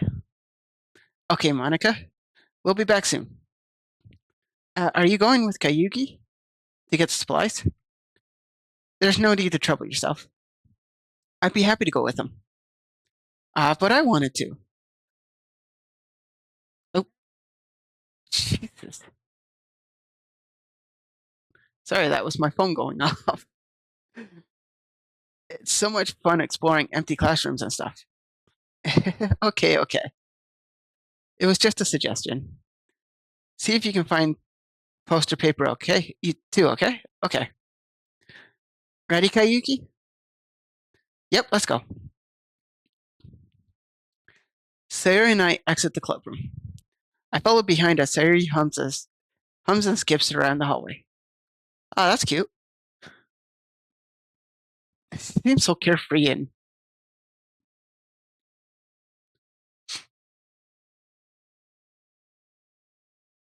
I I will be right back. Gonna get a drink.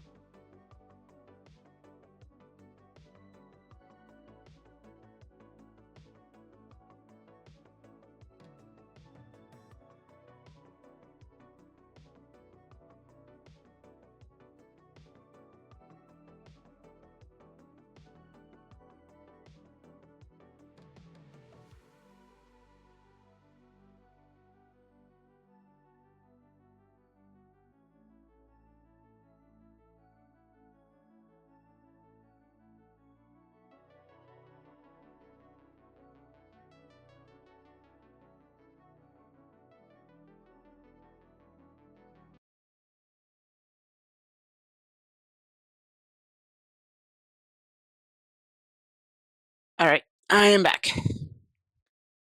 Got myself more water. Remember to drink your water.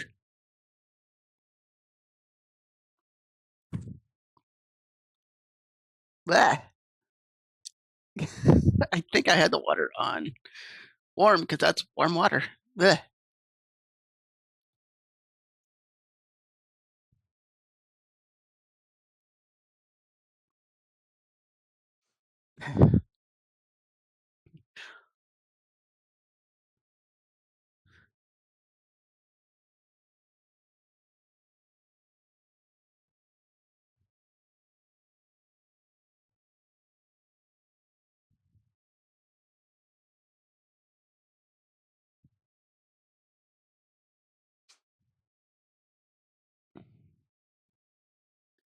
It's better if I put myself over here properly. And then I think I will move chat over here. There, that should be better. There, now you can actually see what they're typing or what they're saying. All right. Honestly, it feels like I'm taking a kid to the mall or something. Sayuri finds pleasure in the simplest things sometimes. I mean, that's not a bad thing.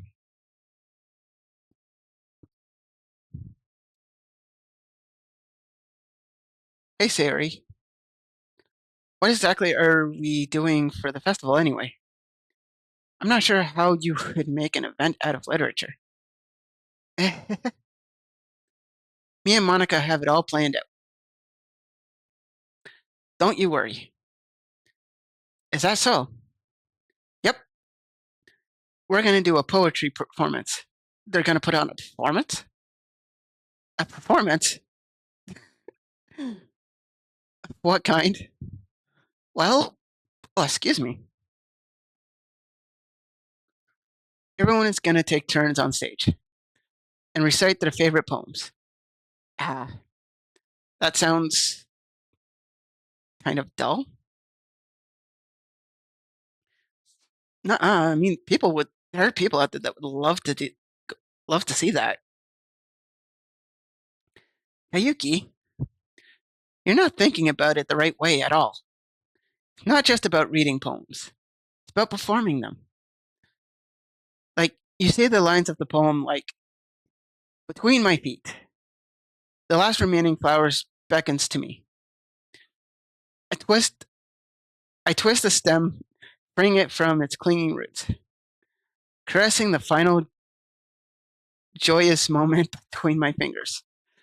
But to what end have I summoned this joy?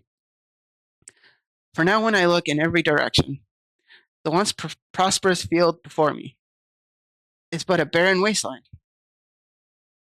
Like that. Theory. How do I put this? I'm sure it's just me, but it's impossible for me to take you seriously when you talk like that. Uh, you meanie.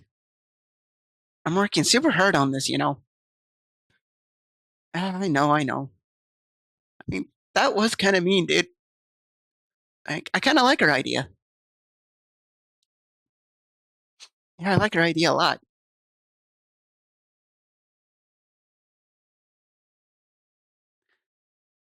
I just meant that it's a un, pretty unordinary contrast to your cute self. I didn't say that it's embarrassing.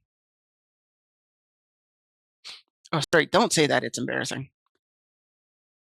But I guess that means I'm doing a good job.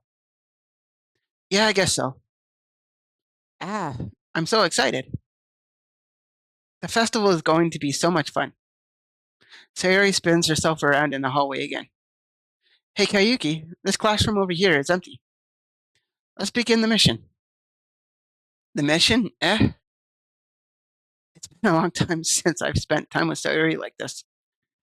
But in the end, she hasn't changed one bit. She's nothing but a ball of sunshine, drawing happy vibes from the world around her. It's pretty nostalgic feeling for me. As the years went by, I began to hole myself up in my room more and more. So going and adventuring with Sayuri brings about a special sort of feeling forgot I had in me.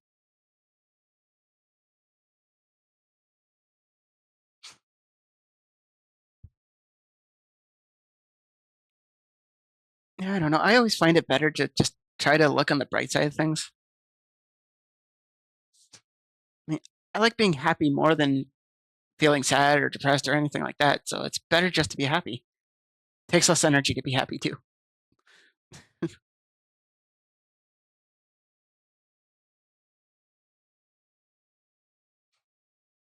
yeah, I always try to find joy in like little things, even if it's just playing a video game, reading a book, or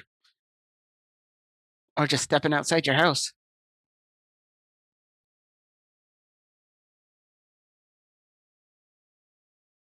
The two of us enter the classroom. Siri heads straight to the closet, and I follow. Let's see what we have in here. Crayons. Siri pulls out a box of crayons off the shelf. I, I prefer pencil crayons over crayons.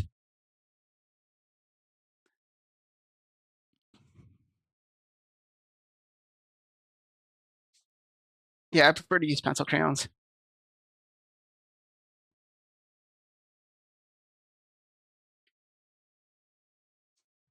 They're the best brand too. What, Crayola? They're kind of dirty though. Sari starts pulling the various crayons out of the box, reading the color names. All right, that's one down. Don't get distracted. We still need to find. Wait, I'm looking for my favorite color. Oh, fine. She's looking for her favorite color. Then at least move aside so I can look for the poster paper. Ah, I dropped one by accident. Ah, what she smack? What she smack? Yeah. Siri bends over and smacks her forehead right into the. Ow! Ow! Ow! Ow! Ow! Ow! Ow! Ow! Ow! Ow! Ow!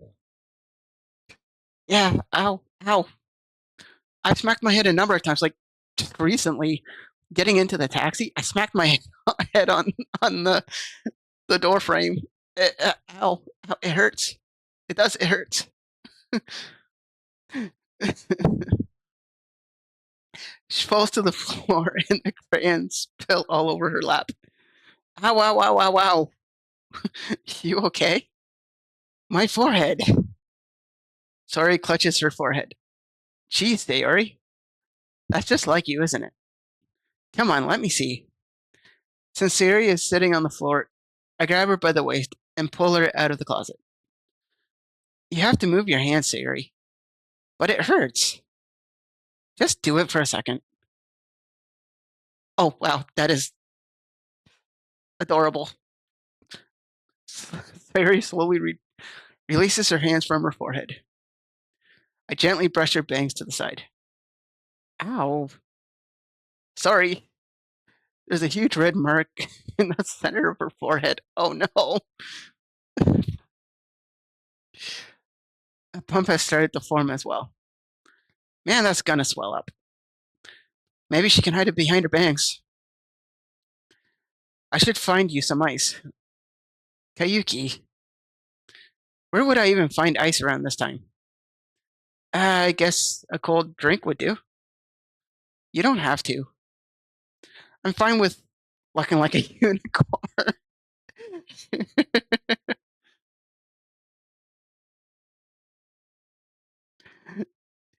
Even wincing from the pain, Sayuri makes a silly joke. What are you saying? I'll be right back, okay? Okay. I pat Sayuri on the shoulder and run into the hallway. I locate the nearest vending machine. What should I get? It doesn't really matter since it will be used as an ice pack rather than a drink. But I know Sayuri likes apple juice, so I purchase that one. In just a moment, I'm already returned to the classroom where I left Sayuri. She's still there. She has one palm on her forehead and is using the other hand to clumsily scoop crayons back into the box. At least they were already in the wrong spot before I spilled them. Sayori, here. I hand Sayori the bottle of apple juice. It's nice and cold. Sayori opens the cap and starts drinking from it. Sayori, what are you doing? It's for your forehead, idiot. Ah, sorry, I forgot. You dunce. You forget you hit your head. How hard did you hit your head? Sayori places the bottle against the bump on her head. It stings. Just bear with it. It'll feel better soon. Looks like you cleaned up most of the crayons, so that's good. Hey, Kayuki. This kind of reminds me of growing up, doesn't it? What do you mean? You know how we used to play outside all the time? I would always try to keep up with you. You were kind of oblivious in some ways. Yeah, as some protagonists usually are. Like, I usually fell behind or had trouble climbing on things you did. But sometimes when I tried to do things, I couldn't. I wouldn't get my, and I would get myself hurt. I'd fall and scrape myself or get a bump. And I would start crying really hard. And you would rush over it as quick as you could. You, you would try really hard to get me to stop crying. It was almost like you blamed yourself and were afraid of getting in trouble if someone found out, even though it really wasn't your fault at all, you know? Did I really do that? Yeah, you don't remember? Come to think of it, maybe I do remember a bit. I guess I was always so focused on my games that I didn't pay enough attention to you. So, in a way, it was my fault. Kind of like this time, too. If I wasn't rushing you out of the closet, you probably wouldn't have hit your head. Kayuki, I don't think you realize it, but you're always thinking about other people, even after all these years. You're rushing to help me, even though I'm just being clumsy. You're really a sweetheart. Don't call me that. I get called that all the time. I've had people call me sweetheart quite a bit. And yeah, it is embarrassing, especially when other people hear it. I don't really do these kind of things all the time. I guess when it comes to you, it just feels natural. Before I even know it, I'm treating you like that. I guess that's what happens when you've been friends for so long. Really? Maybe you're right. Kayuki, I'm so glad that nothing's changed between us. Do you think it'll. Oh, excuse me. Do you think it'll be like this forever? Forever? If I'm honest to myself, there's no telling where we'll each end up for college or after that. So it wouldn't be fair for me to make any promises. But,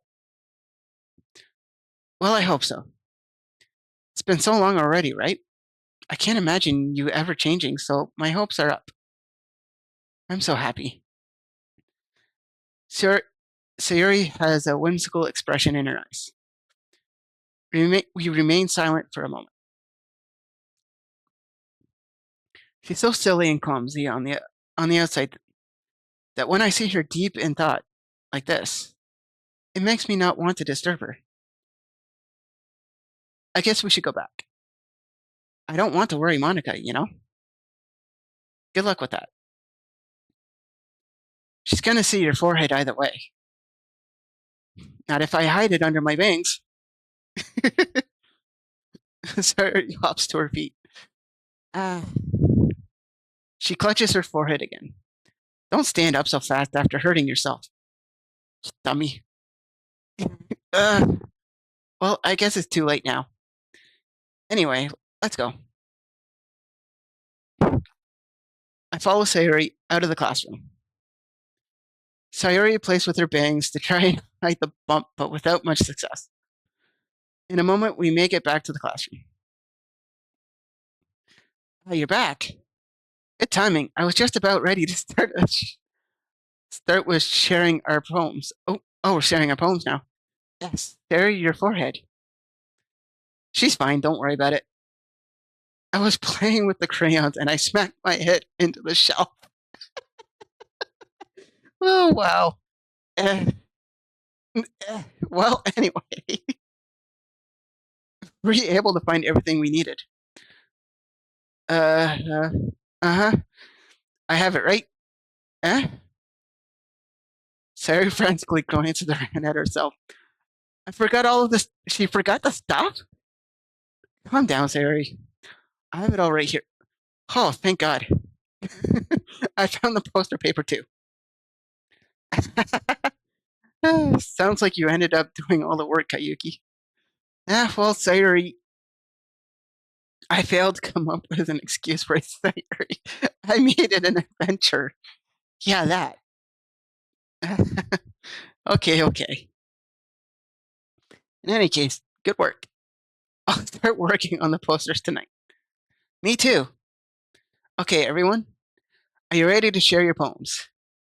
Guess I should grab mine. After making sure the crayon box is closed tightly, I return to my seat. Who should I show my poem first? Sayuri. We're going to start with her.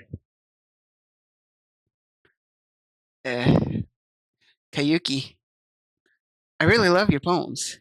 I can't believe you've been hiding these from me. I'm not hiding anything. Is it really that good? It can't be that good. Can't be. But your poems are so good. Okay, they're not. They're not that good. They can't be. Yesterday, and this one too. You can tell me you haven't done this. You can't tell me you haven't done this before, but I haven't. I mean, you're really the only one who feels that way. So, no way. Not even Natsuki? Well, I guess Natsuki is the least likely to admit how much she likes something. But I don't think it's that. What do you mean? Well, I guess I'll be honest about it. It's a lot easier to write poems when I'm thinking about you. Eh? I can't believe we just said that. We just said that. It's like, uh,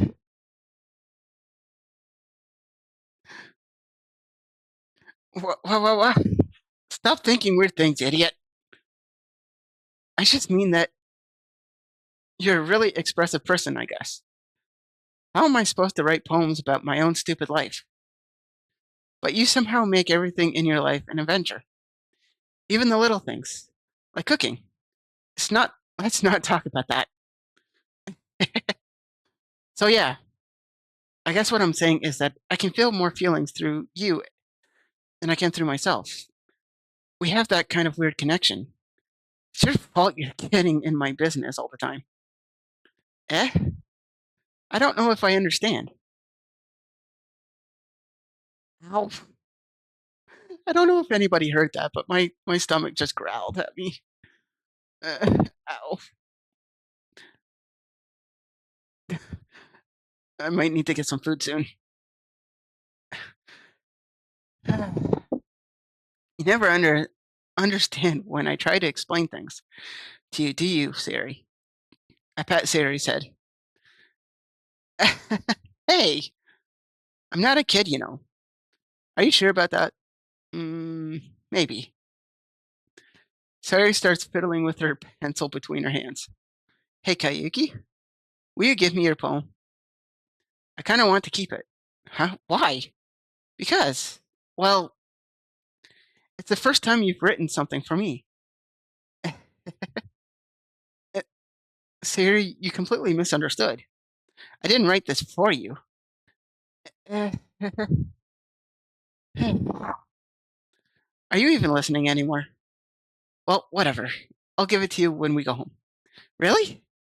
Snap. I broke my pencil. Sari until he bends down to pick up her piece.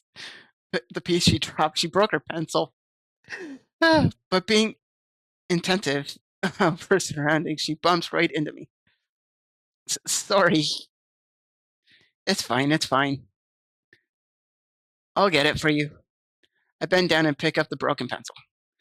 Terry clutches the desk beside her to support herself, knees shaking. I'm a little clumsy today.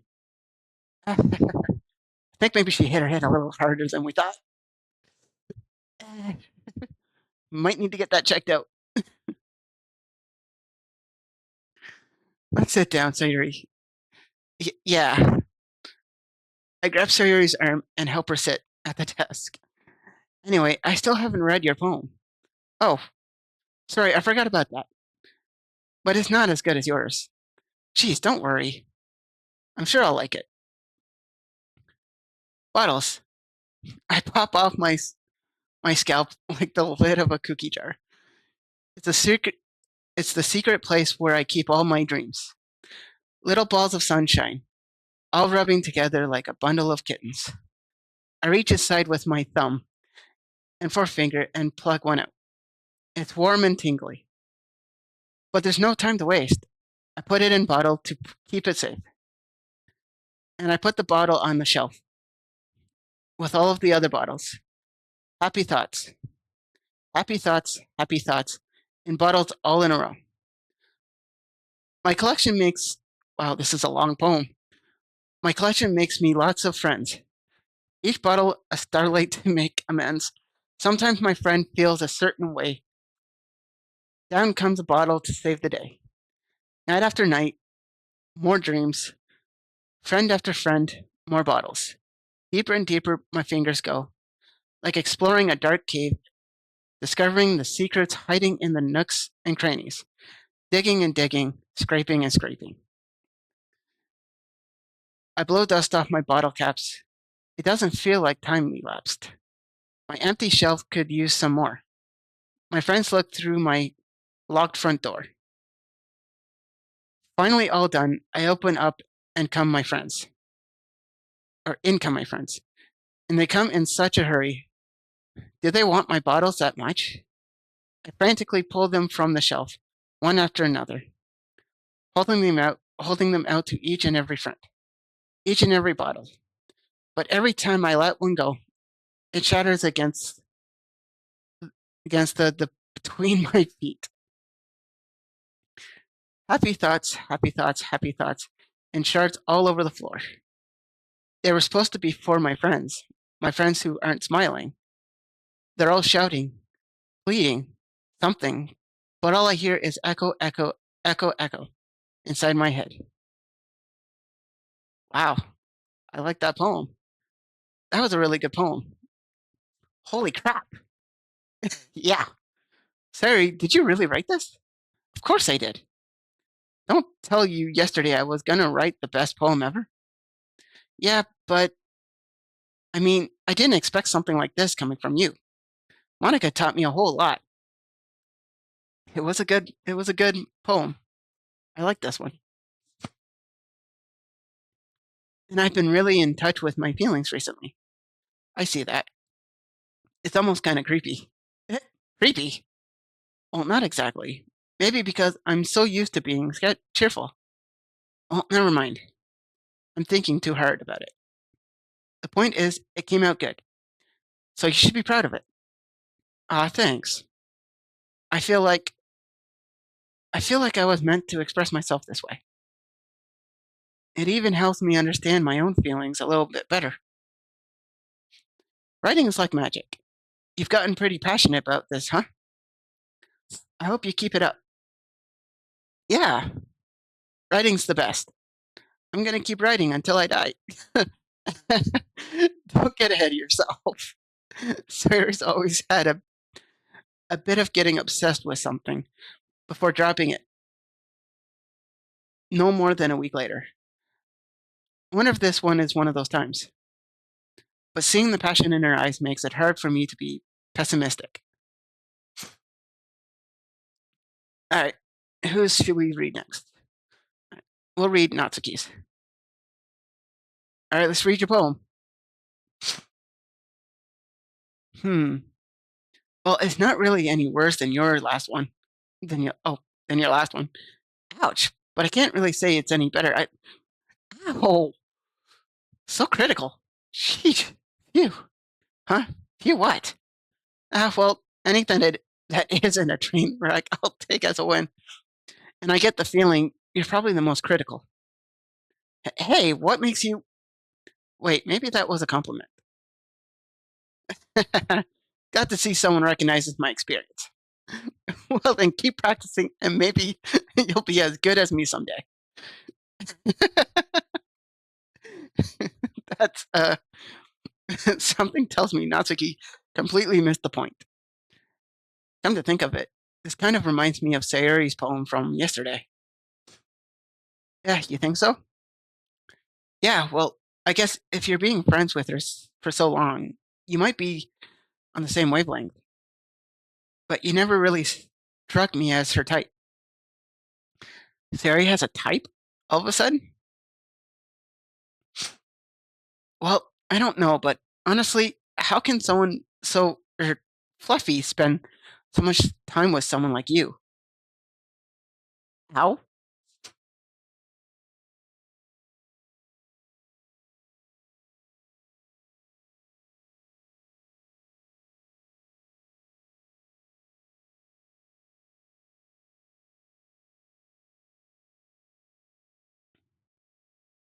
That kind of hurt.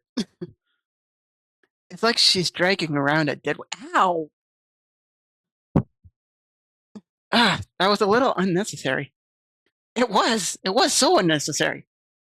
But think of it this way: if it weren't for me, she would probably just fly away like letting go of a balloon.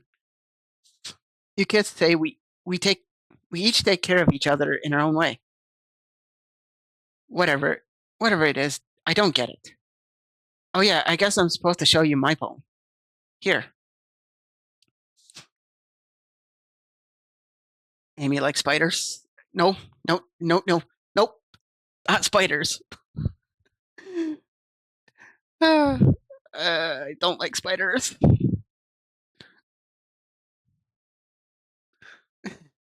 Amy likes spiders. You know what I heard about Amy? Amy likes spiders. Icky, wriggly, hairy, ugly spiders. I totally agree with that. That's why I'm not friends with her. Amy has a cute singing voice.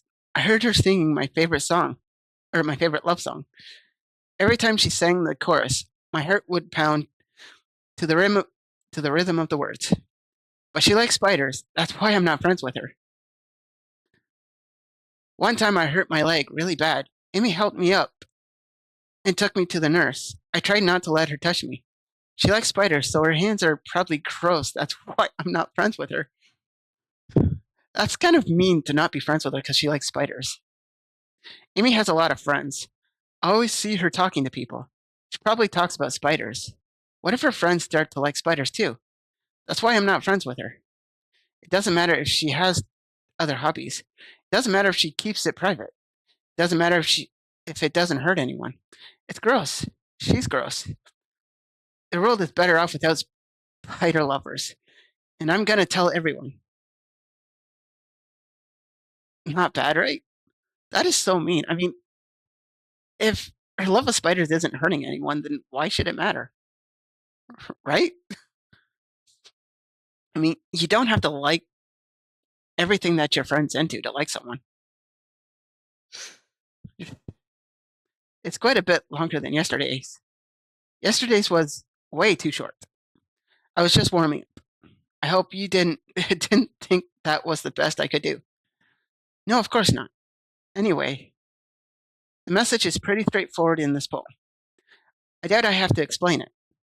Sometimes you can explain complicated issues with much simpler analogies, and it helps people realize how stupid they're being. Like anyone would agree that the subject of this poem is an ignorant jerk. Do you know people like that? Of course. It's about how everyone thinks might. That doesn't matter. It can be about anything. I wrote it to be easy to relate to.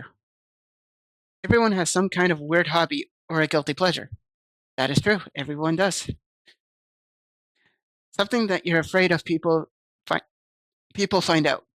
They make fun of fun of you or think less of you. But that just makes people stupid. Who cares what people like as long as they're not hurting anyone and it makes them happy? That is so true.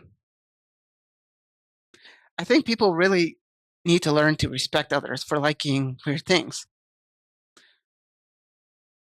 Yeah, weird makes you different.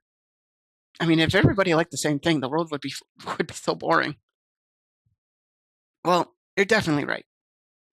At least I can relate to that. And I'm not sure a lot of people can too. It's what I do best, after all. I don't like writing unless there's a good message to take away from it. So she likes writing messages in her poems. Like conveying emotions is important, but I want to make people think, not just feel. Remember that. I'm going to write a good one for tomorrow. So look forward to it. Okay, next is Yuri. Is it my turn?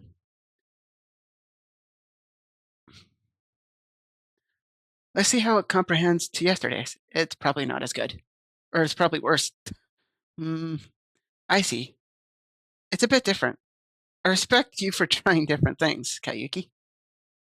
Were you inspired by Natsuki's poem? Or Sayori's, perhaps?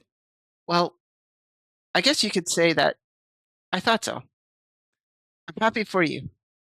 You don't need to find inspiration in my poems. Oh, she's jealous. I write them for myself, not for anyone else. So I don't really need for people to like them or anything. Yuri, eh, I'm sorry for being blunt, but you're overthinking this a little. Just because your styles are different doesn't mean I dislike your poems. In fact, if I tried to do something in your style, I would probably just do a terrible job. I see. I'm sorry. My stupid mind, it likes to do that sometimes. Anyway, you don't need to be afraid to be a little more daring. Metaphors can go a long way. Don't feel like you need to work your brain like turning a bunch of gears. Try letting your mind wander through your feelings and write down the things you see and hear. That one way, that one way to truly enable your reader to see into your mind. Wow, I had a hard time with that one for some reason. It's a very intimate exercise. I see. That's certainly an interesting technique. Thanks for sharing. I have, well, an example of that, if you'd like to read it. Of course. Is this the poem you wrote for today? Yuri nods and timidly hands me her poem. The same writing style. This is so difficult to read.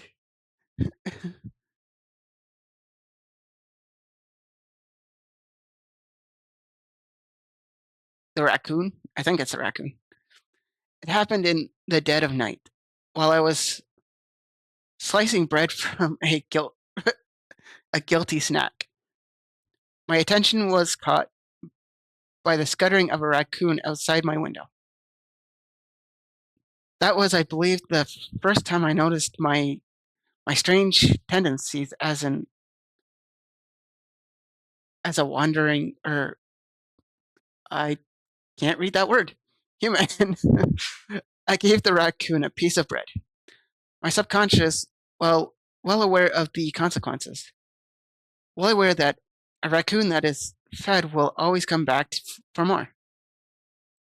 The exciting beauty of my cutting knife was the symptom. The bread, my hanging curiosity. The raccoon, what is that word? An urge? Yeah, the raccoon, an urge.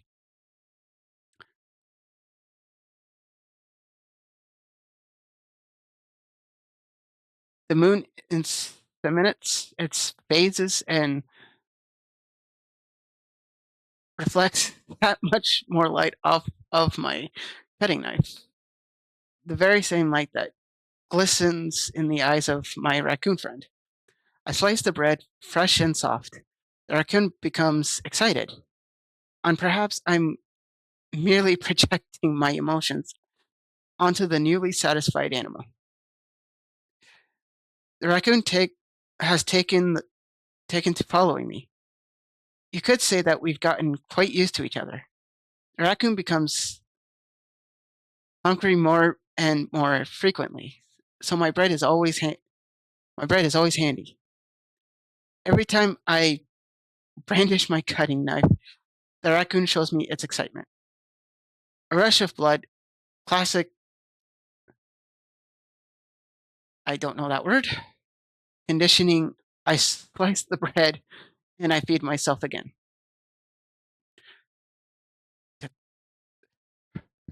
Her writing style is so difficult to read. Um, I was a little more daring with this one than yesterday's. I can see that. It's a lot more metaphorical. I don't know if it's my fault, but I can't begin to imagine what this poem is about. That's right. It's a bit closer to my preferred writing style. Using the poem as a canvas to express vivid imagery and conveying emotion through them. Yeah, if I take it at face value, then I can't even figure out what it's supposed to mean. Well, I think it's something that different people can relate to in their own way. I wanted to express the way it feels for me to indulge in my more unusual hobbies. It's those sort of things I'm usually forced to keep to myself. So I sometimes enjoy writing about them. That's funny.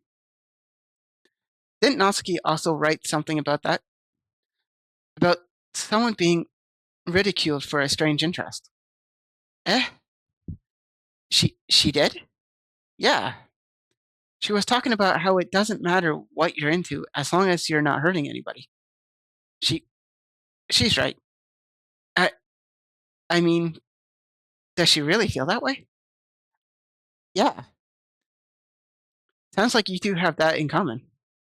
That's that's interesting. To me, she seemed like the kind of person who would make fun of my hobbies.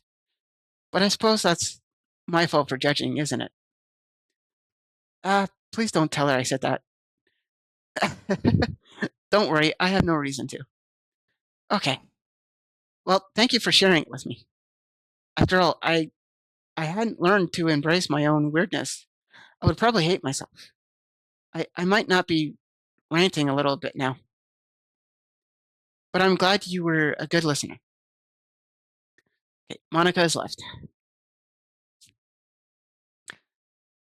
Hi again, Kayuki. How's the writing going? All right, I guess. I'll take that. As long as it's not going to be bad, or going bad. I'm happy that you're applying yourself. Maybe soon you'll come up with the masterpiece. I wouldn't count on that. You never know. Want to share what you wrote for today? Sure, here you go. I gave my poem to Monica.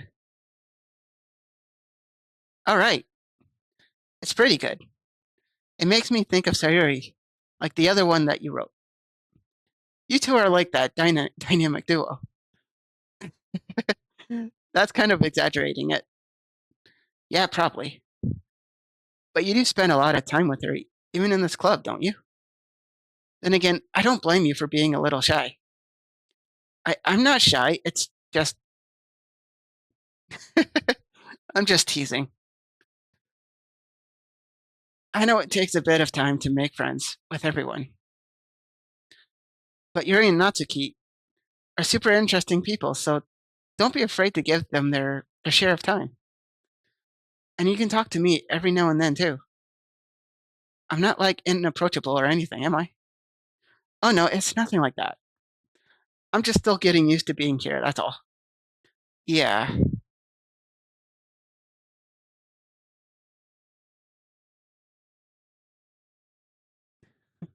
Finally, I've been calling for an hour and a half to send a message, but for some reason, I wasn't able to.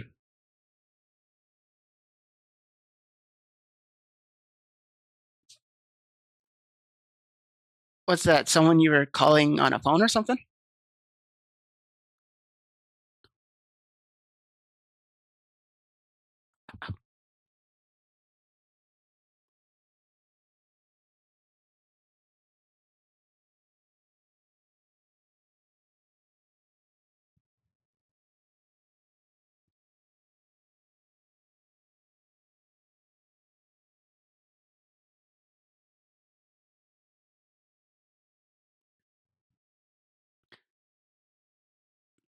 I'm sorry if I was putting pressure on you or something. I really didn't mean it like that.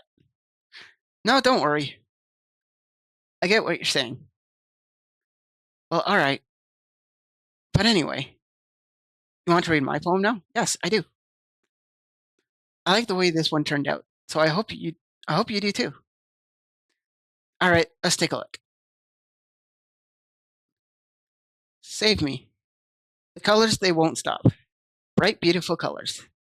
Flashing, expanding, piercing. Red, green, blue. An endless cacophony. Cacophony. I can't say that word. Of meaningless noise.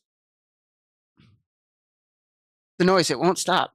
Violent, grating waveforms, squeaking, screeching, piercing, sighing, quizzing, tangent, like playing a chalkboard on a turntable, like playing a vinyl on a pizza crust. An endless poem of meaningless. Lead me. I like her style. It's very simple.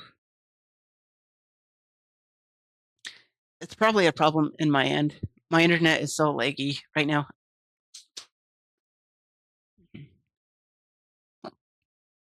Yeah, I mean, I usually have internet issues during winter, so it could also be on my end. I haven't noticed that yet, but like usually every stream, my OBS will disconnect at least once during stream. I had it disconnect 3 times once during stream.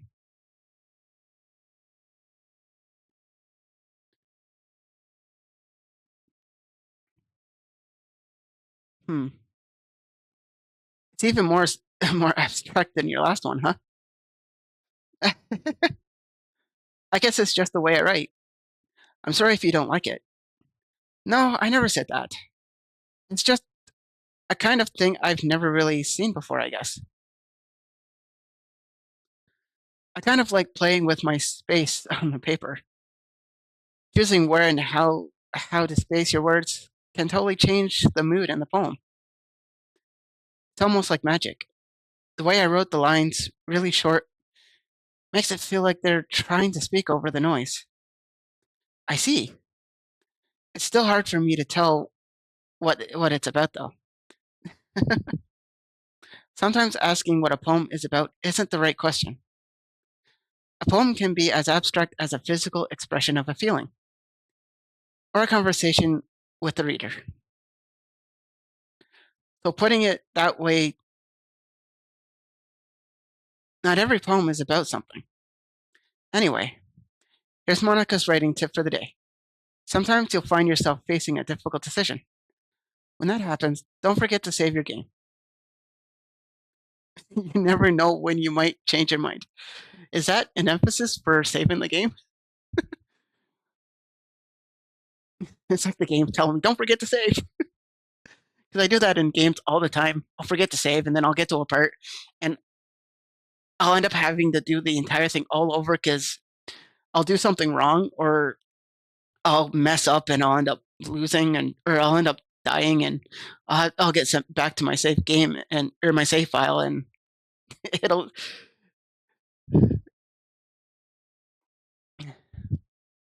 you never know when you might change your mind or when something unexpected may happen. Wait, is this tip even about writing? What am I even talking about? That's my advice for today. Thanks for listening. Okay, everyone, we're all done reading each other's poems, right? I have some extra plan today. So if everyone could come sit at the front of the room. Is this about the festival? Well, sort of. Do we have to do something for the festival?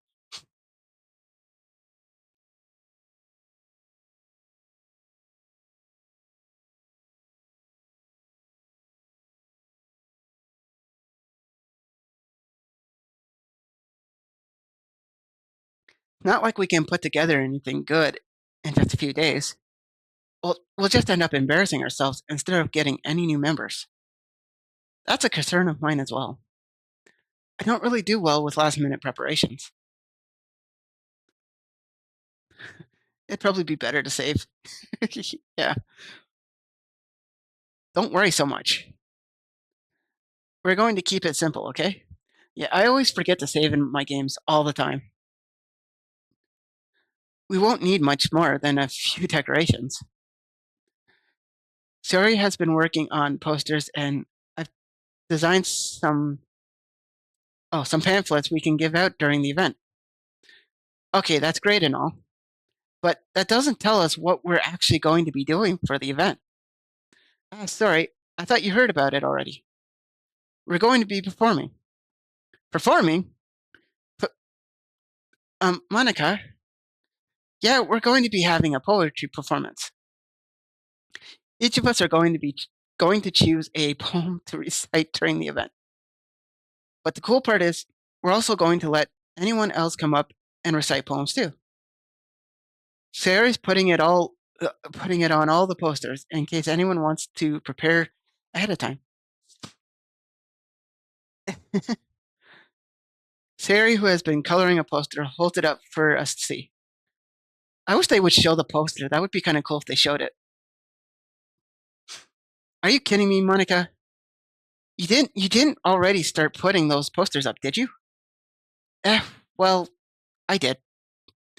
Do you really think it's that bad of an idea? Well, no, it's not a bad idea.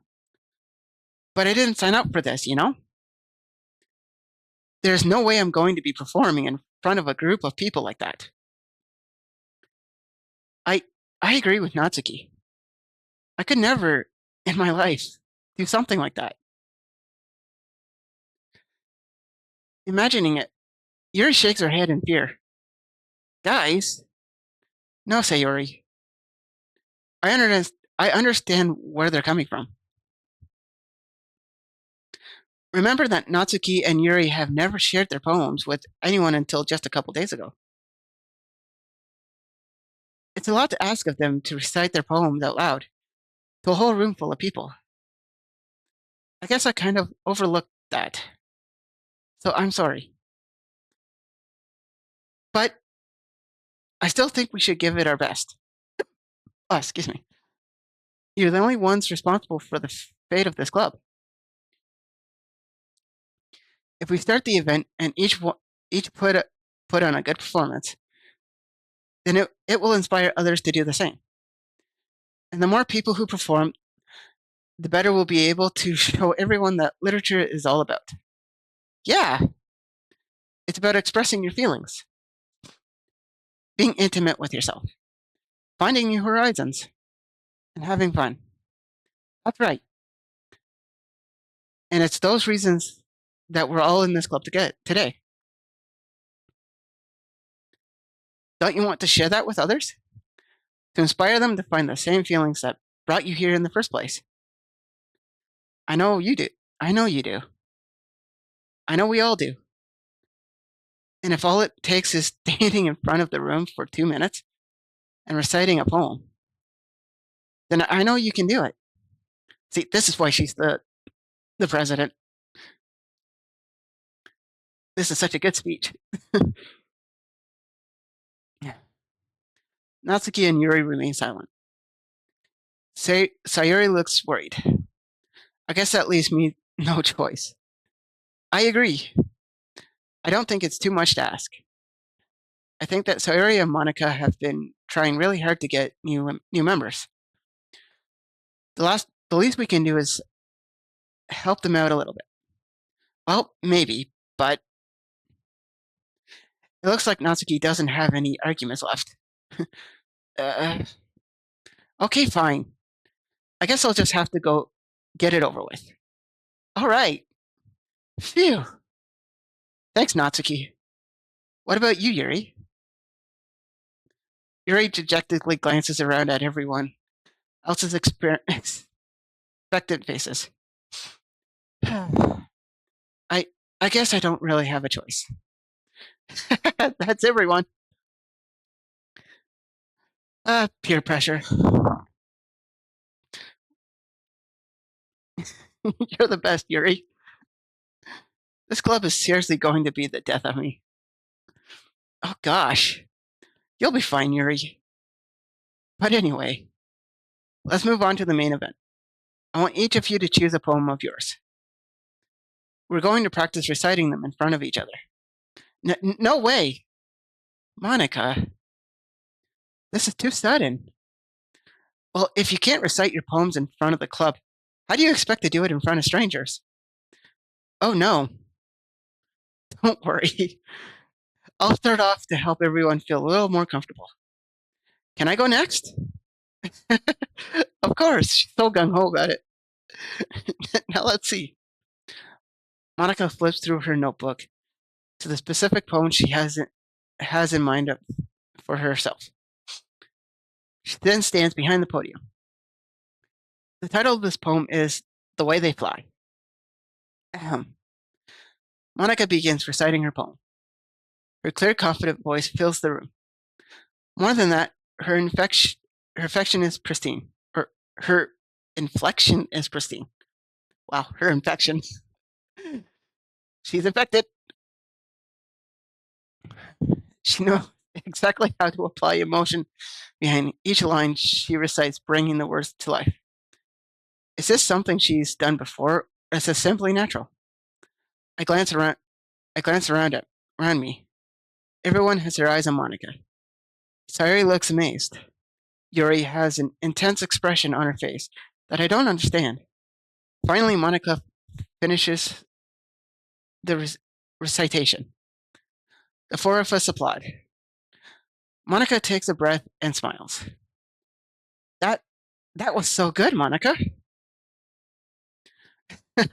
Thank you very much. I was just hoping to set a good example. Are you ready to go next, Sayuri? I I'll go next. Ooh, ah! Yuri's fired up all of a sudden.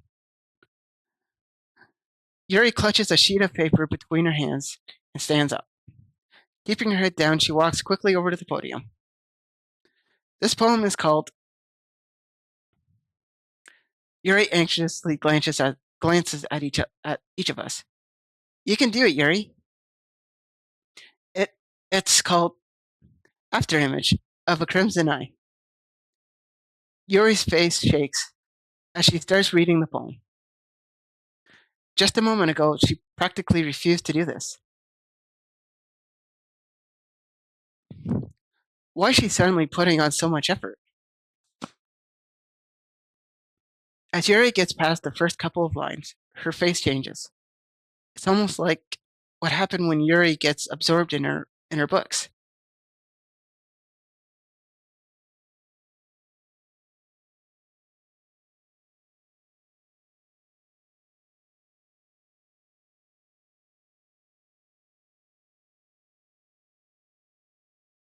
Yeah, I was thinking that too.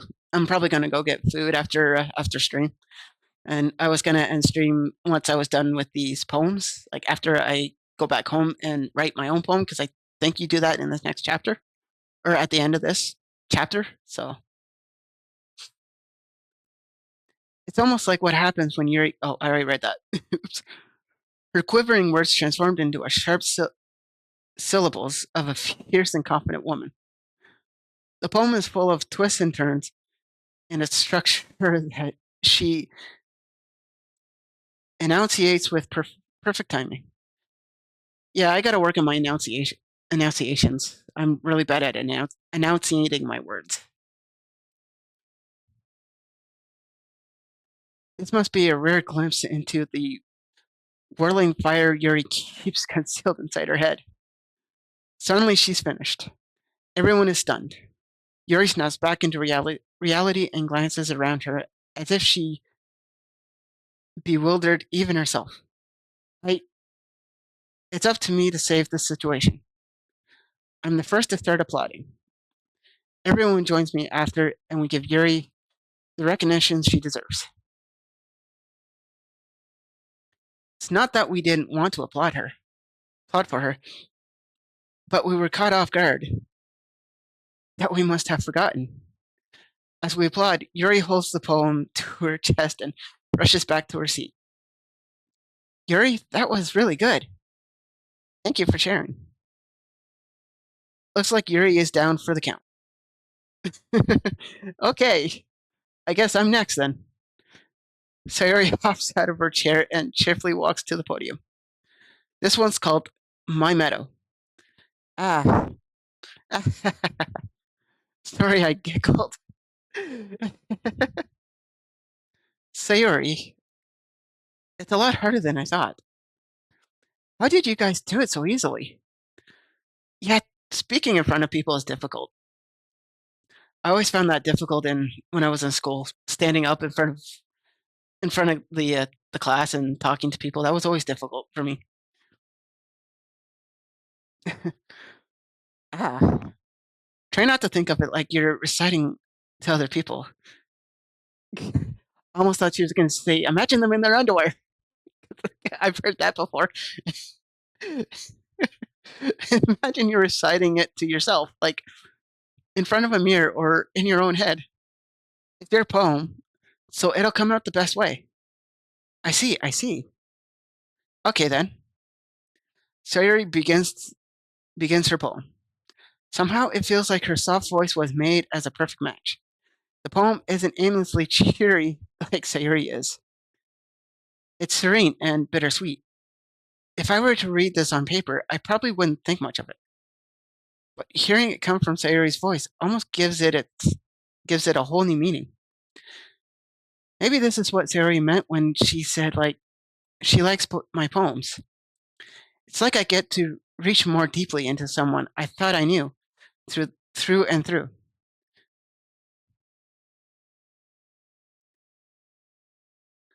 Sayuri finishes and we applaud. I did it. Good job, Sayuri.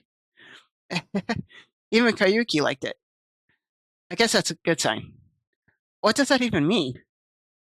It came out nicely, Sayuri. The atmosphere of the poem fits you really nicely, but it might be the other poems wouldn't work quite as well with that kind of delivery. Eh, I don't really understand. In other words, I've seen poems of yours where that sort of gentle delivery wouldn't have worked as well. You might need a little more force behind them, depending on what you're reading. Oh, I know what you mean. That's, well, I've been practicing that kind of thing. You should probably go get yourself something to eat. Oh,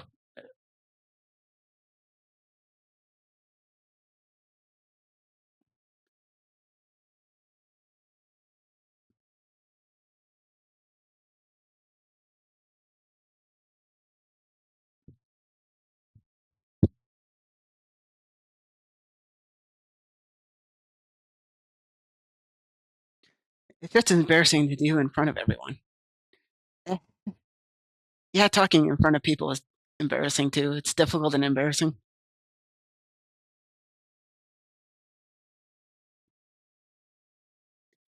The next time, I'm going to make you pick a poem that challenges you a little more. We don't have much time before the festival, you know. Okay, of course you'd be okay with that. Now who's next? Natsuki? Hmm, don't make me go before Kayuki. It's not like I can compare to you guys anyway. Might as well let Kayuki lower everyone's standards a little before I have to do it. Ouch. Natsuki. It's fine, it's fine. I might as well get it over with. Yeah, I'm kind of like that mentality. If you're gonna do something, just do it. Just get it over with. But it's not like not like I have much of a selection of what I read. I'll just have to go with what I wrote for today. I stand up and step in front of the podium. Everyone has their eyes on me, making me feel terribly awkward. I recite my poem. Since I'm not exactly confident in my own writing, it's hard to put energy into it. Despite that, once I finish reciting, I receive applause anyway. Sorry, I'm not really as good as everyone else. Don't worry about it so much. I think it's less about your ability and more about your lack of confidence in your writing. Yeah, yep, I totally agree. Confidence is everything.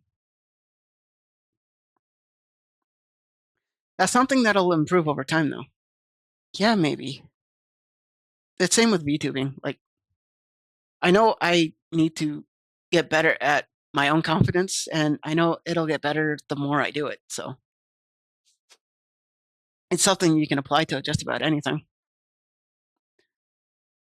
All right, then. That just leaves us with Natsuki. Yeah, yeah, I'm going. Natsuki begrudgingly gets out of her seat and makes her way to the podium. The poem is called, it's called, Why Are You All Looking at Me? That's the point. We're supposed to be paying attention. Because you're presenting. Hmm. Anyway, the poem is called Jump. Natsuki takes a breath. Once she starts reciting the poem, her sour attitude disappears a little. While she's still a little unenthused about her poem as rhythm and rhyme to it. It's Natsuki's trademark style, and it works surprisingly well when spoken out loud. The words feel like they bounce up and down as if giving life to the poem. Natsuki finishes and everyone applauds. She huffs back to her seat. That wasn't so bad, was it? Easy for you to say. You better not make me do that again. But you're gonna have to for the festival. You're gonna have to read it to everyone, and there's gonna be a lot more people there. Well, you do at least feel prepared enough to recite a poem in front of other people. I mean, doing it in front of other people will be way easier. I can put on whatever face I want for other people. But when it's just my friends, it's just embarrassing. That's a surprise, Natsuki. I think it would be the other way around for me. Well, that's just how it is, so. Well, I guess in that case, you won't have much to worry about for the festival. That said, I want to thank everyone for coming, though, coming through. It might be hard, but I hope that you all have an idea of what it's like now. Make sure you pick a poem and get enough practice before the festival, okay? I'll be making pamphlets to let me know ahead of time what you'll be reciting. Jeez. I should probably find some other poem to recite instead. That's fine too. It doesn't have to be your own. I'm already pleasantly surprised that you're putting in all this effort for the club. It makes me really happy. Yeah, no problem. Okay, everyone. I think that's about it for today. I know the festival is coming up, but let's try to write poems for tomorrow as well. It's been working out really nicely so far, so I'd like to continue that. As for the festival, we'll finish planning tomorrow, and then we'll have the weekend to prepare. Monday's the big day. I can't wait. I can do this. I can do this. All right. I stand up. There's no way I'll be able to find the same enthusiasm as Sayori and Monica, but I'll do my best to get through it. If it's for the sake of the club and impressing Monica, then I'll have to do my best. Ready to go, Sayori? Yep.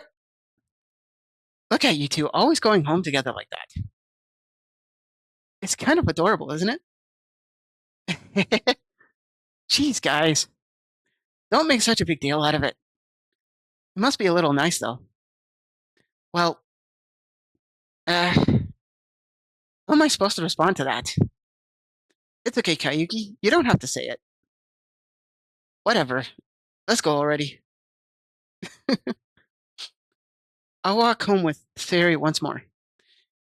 Even though it's only been a few days, a lot of things have already changed.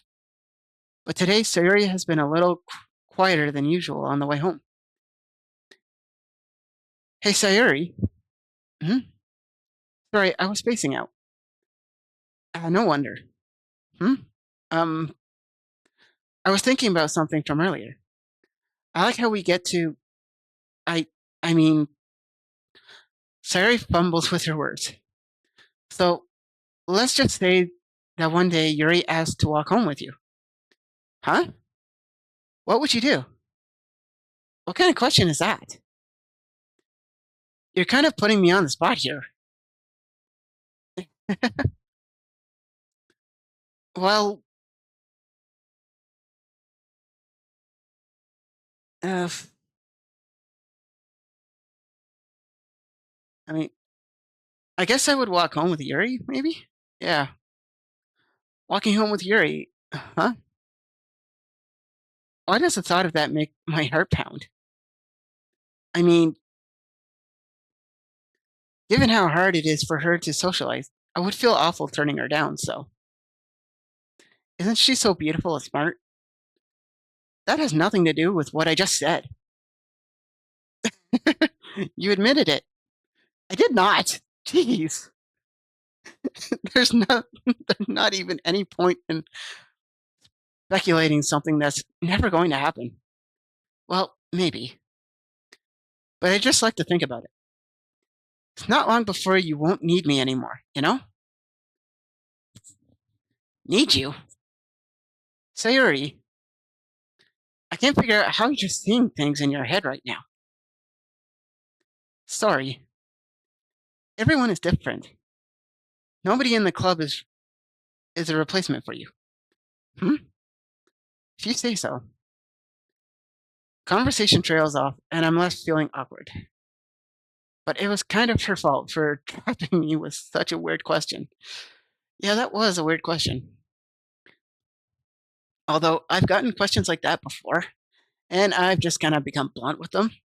Because, like, if you don't want to hear the answer, don't ask the question. I can't just lie to her. But if there's something that makes her happy, I would hate to take that away from her. That's why I said there's no point in speculating. And again, the festival is only a few days away. Who knows what will happen in that time?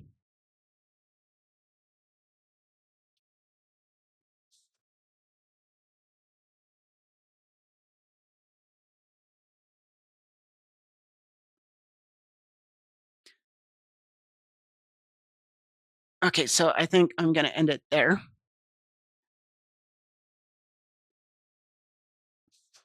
I'm going to go get some food. I'll be streaming again Wednesday, and I'll probably be streaming this Doki Doki Literature Club again. Thank you, everyone, for coming out to check out my stream. I hope you have a good night. Don't forget to like and subscribe. Follow me on Twitter and YouTube. And I'll see you next time. Yeah, time to get food. Need food. Have a good night, everyone.